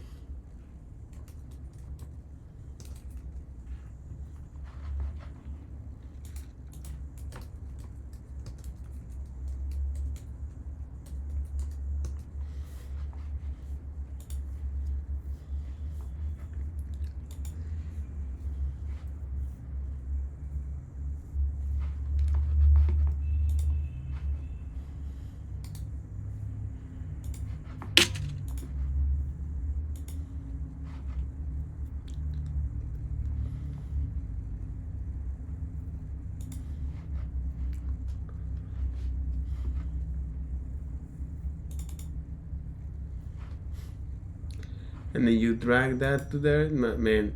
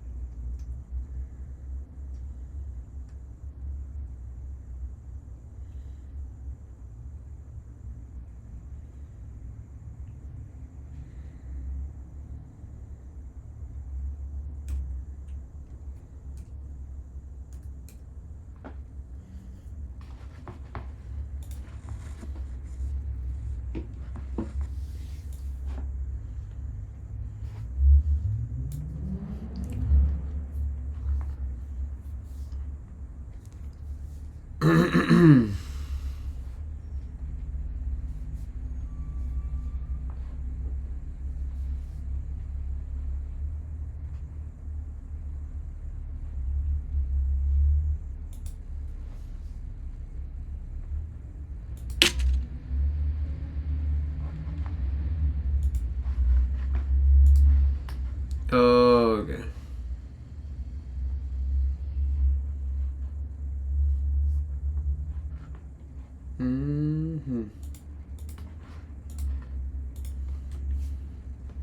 keep switching Git branches with different code over and over again on it and see how it likes that, but we'll find out. So if we look,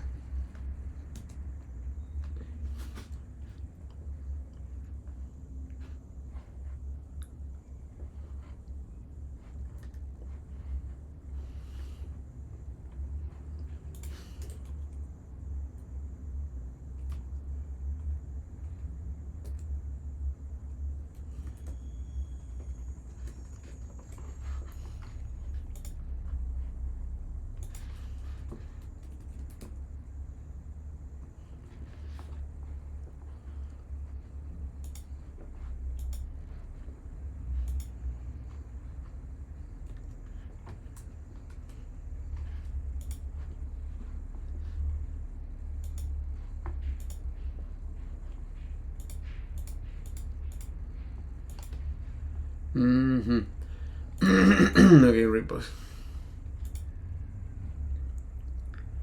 Go solution, program masters. Here, design React, TypeScript with TypeScript performance. Hold a sec. Okay, that makes a lot of sense. So on the live coding, switch to a branch.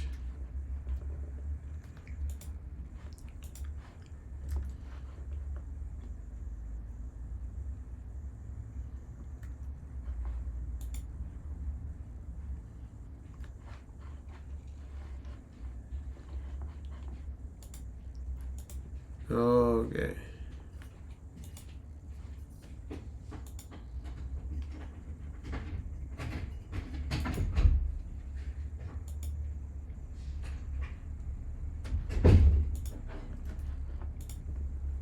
if I go, Okay, so this is a way, instead of actually you having to manually switch to one of them, it's like, okay. And as a way to see the history of that locally. We don't even go to the browser. Okay. It's much faster. Okay, I get it. Okay, cool. This is on the initial render. Exactly. The other is that remove Memo.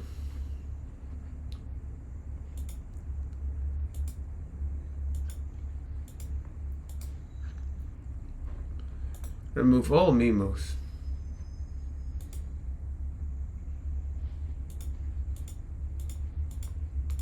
Okay. Convert to JavaScript and use Reducer. Okay, this is lovely.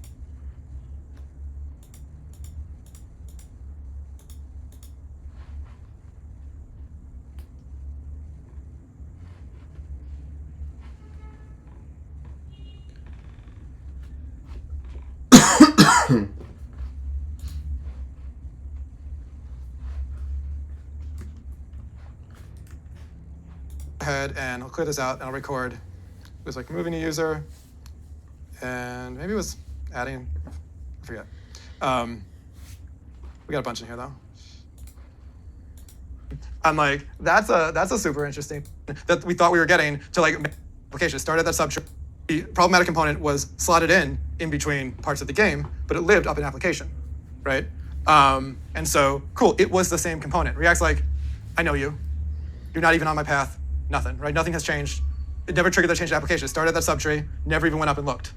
The interesting part is here, these children are delineated by the array of users, right? And so before, that was just a component that existed that I put in here. When we remove a user, what are we doing to the array of users? It's a new every time. We're throwing out the array of users. So before, that was here, these children changed the application. It started that subtree, never even went up and looked. The interesting part is here, these children are delineated by the array of users, right? And so before, that was just a component that existed that I put in here. When we remove a user, what are we doing to the array of users? It's a new every time. We're throwing out the array of users, which means we threw out this array of children and replaced it. So any like performance optimization that we thought we were getting to like make a point didn't work because yes, they are children, but that is a set of children that are based on an array that is changing, which causes them to get thrown out, right? And so it's why sometimes like just following, it's like even like I like for all the ones that I hid, that's not one that I hid, right? That was one that I was like, oh, that's weird. As I was like, you know, you hide the Easter eggs and you check on them before the kid wakes up, right? I'm like, that's a super interesting one because I was just going about my business, whipping up an example app, trying to make a few different points and didn't expect that one, right? And then I had to squint like a few days ago and look at it and be like, oh yeah, like that's interesting, right? Because it seemed innocuous. It seemed like it was just a thing that I was doing. At that point I wasn't even thinking about I'm going to pull this up because it's more performant. I was just like, this seems easier, right on. But understanding that like yeah, like it's really a game about like how JavaScript treats like objects in memory and like some of the things with like immutable like state and what that means. Like the fact that we keep everything immutable is not a first-class citizen in JavaScript. There aren't immutable data structures. We do these things now almost out of habit where we spread operators and stuff like that. But like sometimes like you will be surprised even as you just like think you're just doing the thing that this is using children. But because the act of doing this does cause a brand new in that higher level. Like you could also see this then if I did that to stop a cascade down a bunch of other components, I've accidentally re-triggered the entire cascade. Right? There's like, again, this app isn't big enough to do all of that, but like those subtle little things, if you're not kind of like getting in the habit of like taking a look every once in a while, and as you're implementing stuff, like you should not over-rotate on performance all the time at the absence of getting anything done, right? But like as you're coding, like you should develop the habit of like the same way you go like, what happens if I put an emoji in this input field, right? Like on the unhappy path of being like, does this perform, like this is doing what I expected to do because like that caused a re-render. Could have got a bug. Yeah. Right? Like, what if I never expected those components to mount and unmount? What if they did something theoretically, like they had a use effect that was hooked up to a WebSocket or something like, all sorts of different things that weren't totally expecting. Like these same principles, like how React works. Yes, totally. Run Absolutely here for it. But at the same time, they are also like, okay, this is how the underlying fundamentals actually work, and this is what they're doing for us. Like, hopefully, if tuples and the immutable record objects come out, like we should get better primitives for this. Yes, like there will still be, again, we are left with the hard squishy parts of programming. And so like things constantly keep getting better, especially in the JavaScript ecosystem, but like building the muscle memory and habit of just occasionally checking in on these things and seeing it, I think does create like really useful and a lot of times insights too, right? Like again, in a larger app over time, this might not even been a performance issue as much as it might have had weird, unexpected side effects, right? So I think that these things go hand in hand and like the act of doing this also like gives you like a deeper depth into like what React is doing and why. Like didn't even occur to me until I was like here with this thing like a week ago. And so that's super interesting. The other one is that we saw like there's a lot going on. Like most of the meat lives in like the post comment like thing, right? Like the data, which both is not great and also not totally shocking from other things that I've seen, is somewhat common. But like as you're coding, like you should develop. Never even went up and looked. The reason why that works. Thinking about when you go about an item, an individual item didn't change when we removed another individual item, right? All the rest of them were like, on the same thing in memory. It's cool, right? And yet, like, we get this issue right here. Props changed, children, right? And we're like, I thought the whole thing when we're gonna like pull content up and we're gonna have the children is that it's all gonna like work, right? And yes, but again, rules apply and things exist for reasons, right? And so the reason why that works is because, when something happens in the lower component, that didn't go up to the, like when we saw it with the stupid game, right? The problematic component was slotted in between parts of the game, but it lived up in application, right? And so, cool, it was the same component. React's like, I know you. You're not even on my path. Nothing, right? Nothing has changed. It never triggered that change in application. It started at that subtree, never even went up and looked. Fixed, is that what I was looking for? Remember how yo, children, that's great, we should do that, right? And like, this is again why we test these things, because what is super interesting is thinking about, so it's like, it takes the child component, and like we map in the button, I believe, yeah. Hold on, is this the one that's fixed? Is that why it's not working? Yeah, you got rid of it because I have a different version. All my Git jumping around has, It's in the user. It's supposed to be in user JSX. yeah. This might actually work on like, on one hand. Okay, yeah, we can actually see the diff, but let's go recreate the problem so I can verify so you all believe me. Like switching, it turns out switching Git branches repeatedly back and forth to try to get ready to make a point doesn't.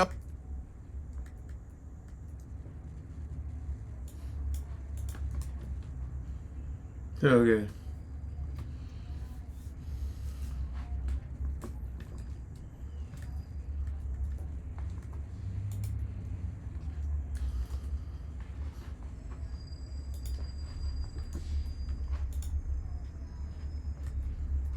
Always serve you. So let's go check it out.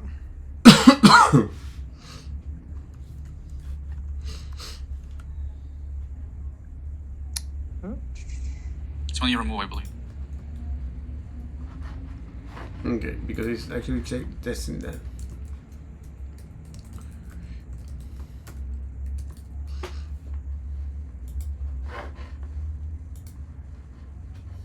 Exactly. None of these elements are getting rendered,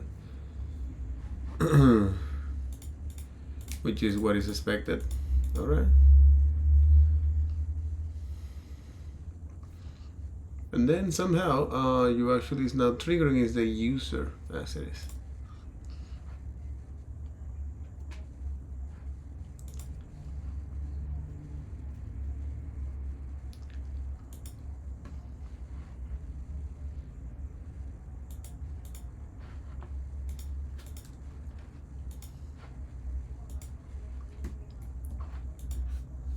Okay. When you remove a user. Yeah, they all change individually. Like thinking about when you go about an item, an individual.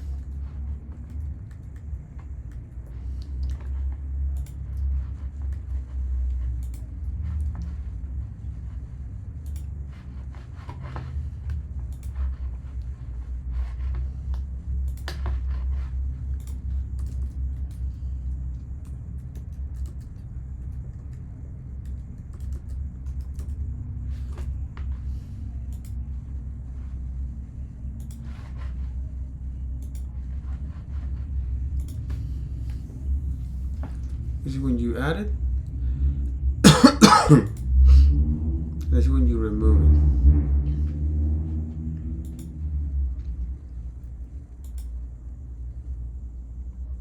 This is the first time the component render.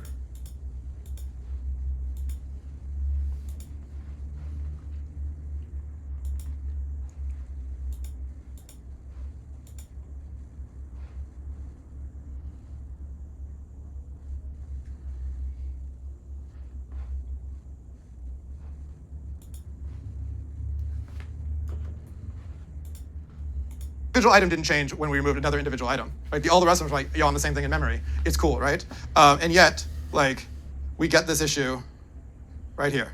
Props changed, children.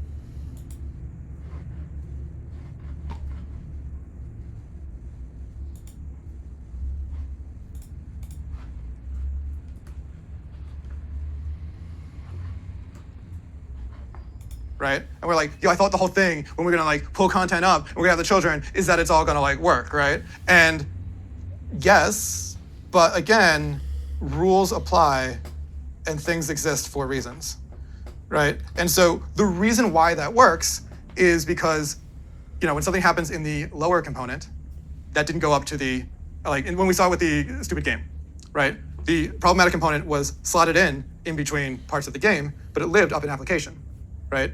And so, cool, it was the same component. React's like, I know you. You're not even on my path. Nothing, right? Nothing has changed. It never triggered that change in application. It started that subtree, never even went up and looked. The interesting part is here, these children are delineated by the array of users, right? And so before, that was just a component that existed that I put in here. When we remove a user, what are we doing to the array of users?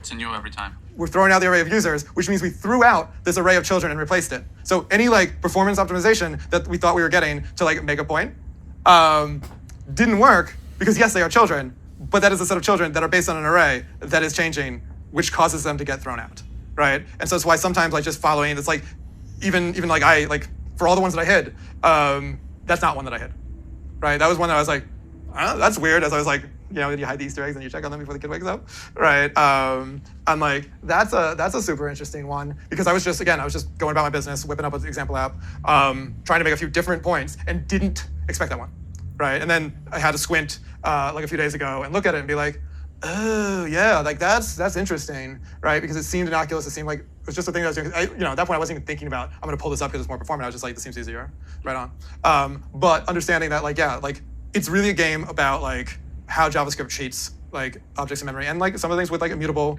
state and what that means. The fact that we keep everything immutable is not a first-class citizen in JavaScript. There aren't immutable data structures. We do these things now almost out of habit where we spread operators and stuff like that. But sometimes you will be surprised even as you just think you're just doing the thing that this is using children. But because the act of doing this does cause a brand new in that higher level. You could also see this then if I did that to stop a cascade down a bunch of other components, I've accidentally re-triggered the entire cascade. Right? There's again, this app isn't big enough to do all of that, but those subtle little things, if you're not kind of getting in the habit of taking a look every once in a while, and as you're implementing stuff, you should not over-rotate on performance all the time at the absence of getting anything done, right? But as you're coding, you should develop the habit of the same way you go what happens if I put an emoji in this input field, right? On the unhappy path of being does this perform, is this doing what I expect it to do? Because that caused a re-render. Could cause a bug. Right? What if I never expected those components to mount and unmount? What if they did something theoretically, they had a use effect that was hooked up to a WebSocket or something all sorts of different things that weren't totally expecting. These same principles about how React work. Yes, totally. More performant apps. Absolutely here for it. But at the same time, they are also okay, this is how the underlying fundamentals actually work. And this is what they're doing for us. Hopefully when, if tuples and, the immutable record objects come out, we should get better primitives for this. Yes, there will still be, again, we are left with the hard squishy parts of programming. And so things constantly keep getting better, especially in the JavaScript ecosystem, but building the muscle memory and habit of just occasionally checking in on these things and seeing it, I think does create really useful and a lot of times insights too, right? Again, in a larger app over time, this might not even been a performance issue as much as it might have had weird, unexpected side effects, right? So I think that these things go hand in hand and the act of doing this also gives you a deeper depth into what React is doing and why. Didn't even occur to me until I was here with this thing a week ago.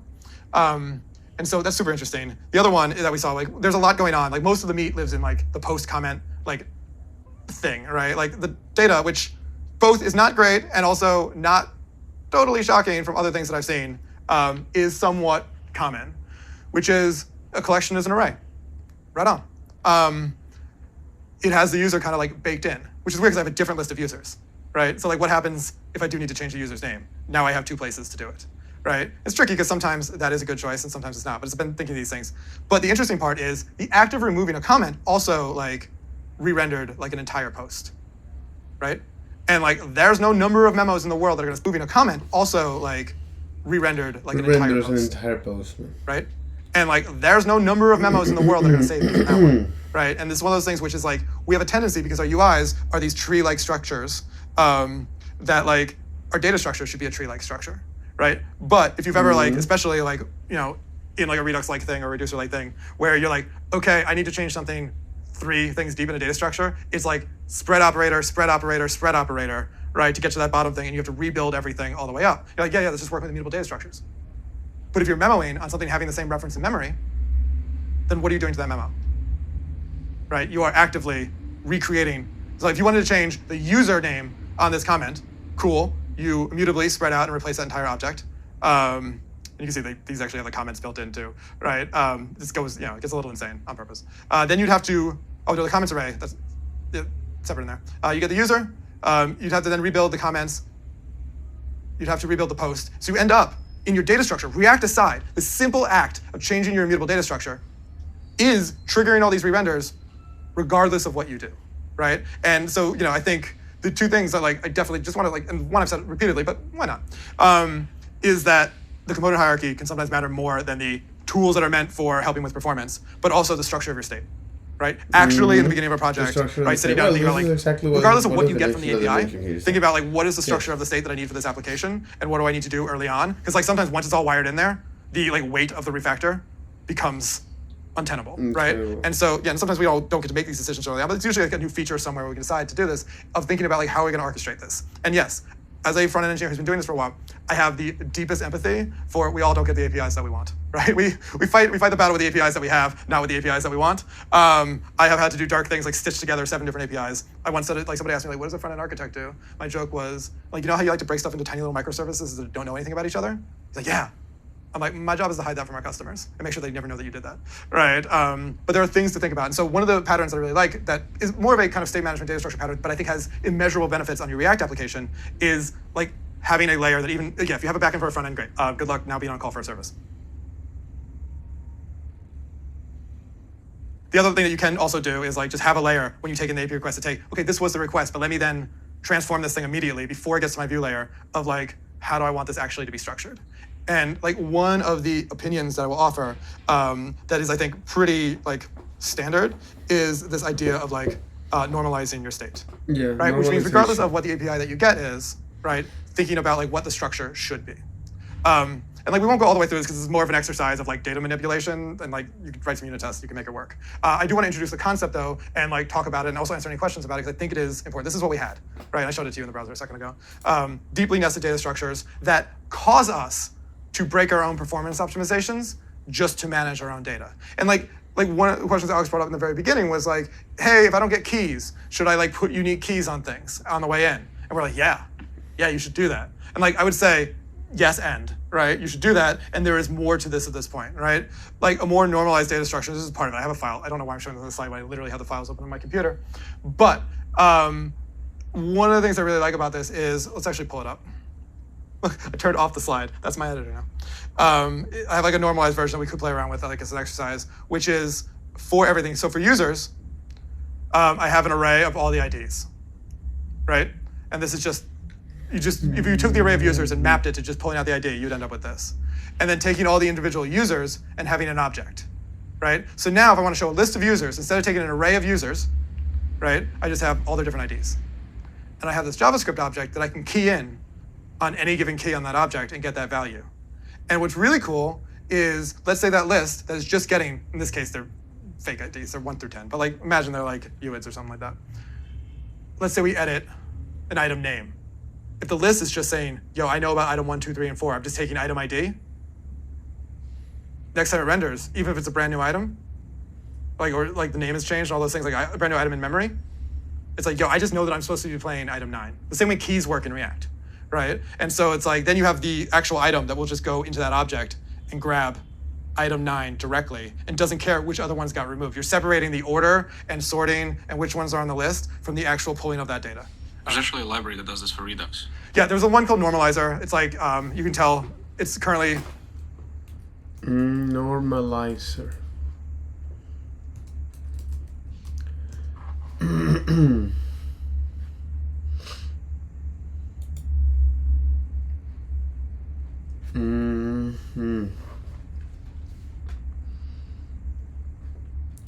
Redux logics and patterns structuring Reducer.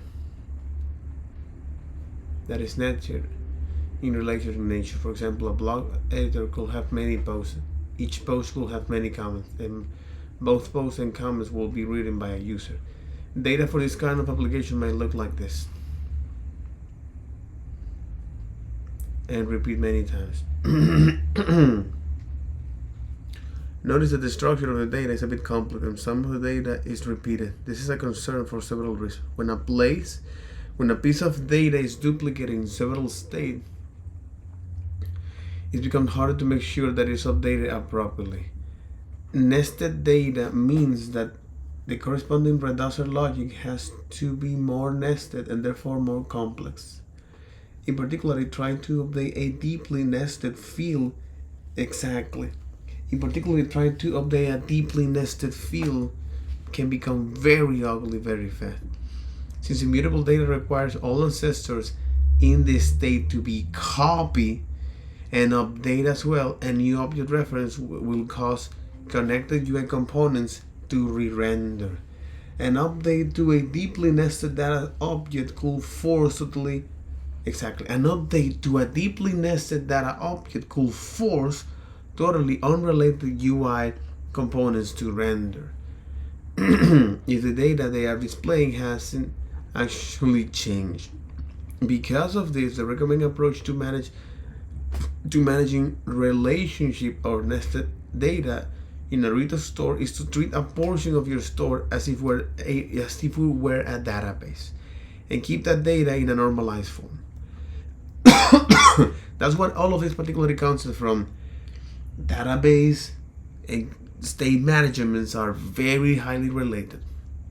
That's the reason why you should also look is at the database as well.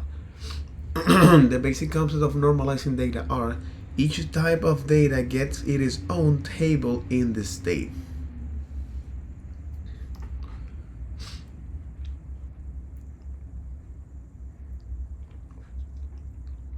Each data table should each data table should store the individual items in an object.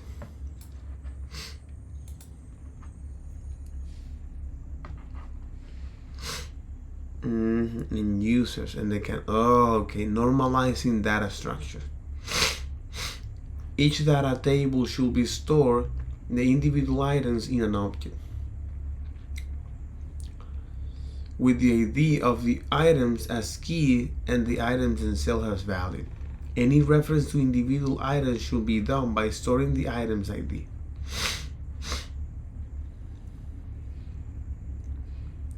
Arrays of ID should be used to indicate ordering.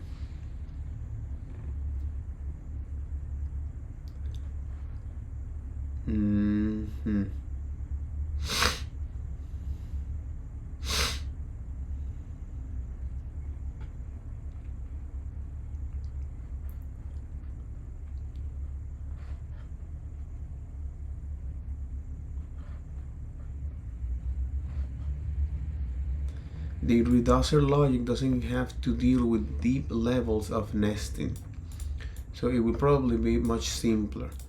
The logic of retrieving and updating a given item is not fairly simple and consists. Giving an item's type ID and its ID, we can directly look up for that.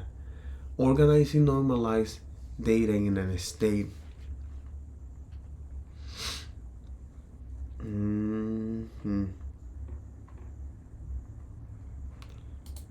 The normalizing library is usually used for this task.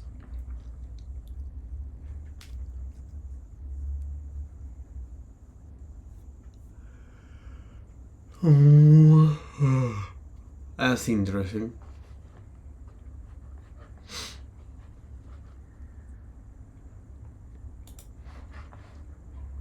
This repository has been achieved by the owner.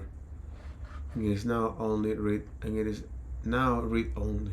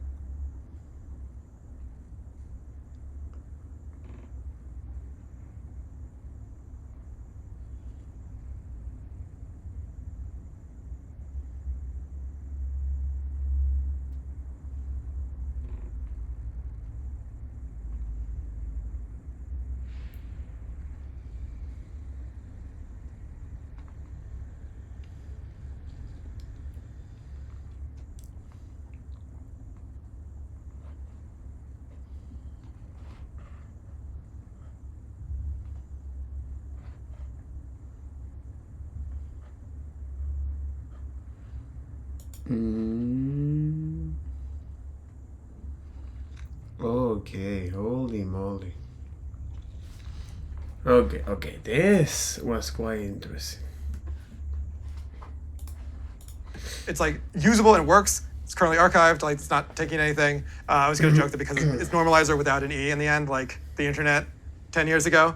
Yeah, it's a library that will kind of do this. It's also like relatively simple to do yourself, right? And like, I think either one works. But it creates a data structure where you can just swap out one, and then you get the comments IDs and you keep those separate. So if they change, everyone is just kind of like keyed into that object and like has all these things, and like the lists don't care because they're just looking at the IDs, and you begin to separate this idea out of like how you store these things. So you're like, you've done all this work to only re-render if an object is changed in memory, and then confirming that you're not actually doing it when it hasn't, to then change every object in memory all the time for any reason whatsoever, right? And again, because those optimizations, those memorizations weren't free, you've either done nothing or made the problem worse, right? And that's why the like thinking about it, looking at the tools, like starting to investigate. One, you might find things that surprise you.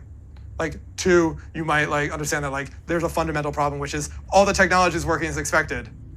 What you expected is not, or yeah, what is expected is not what you wanted. And those are two fundamentally different things.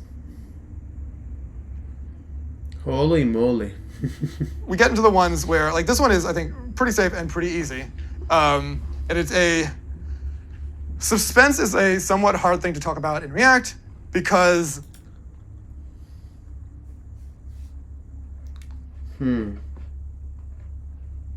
Normalizing state.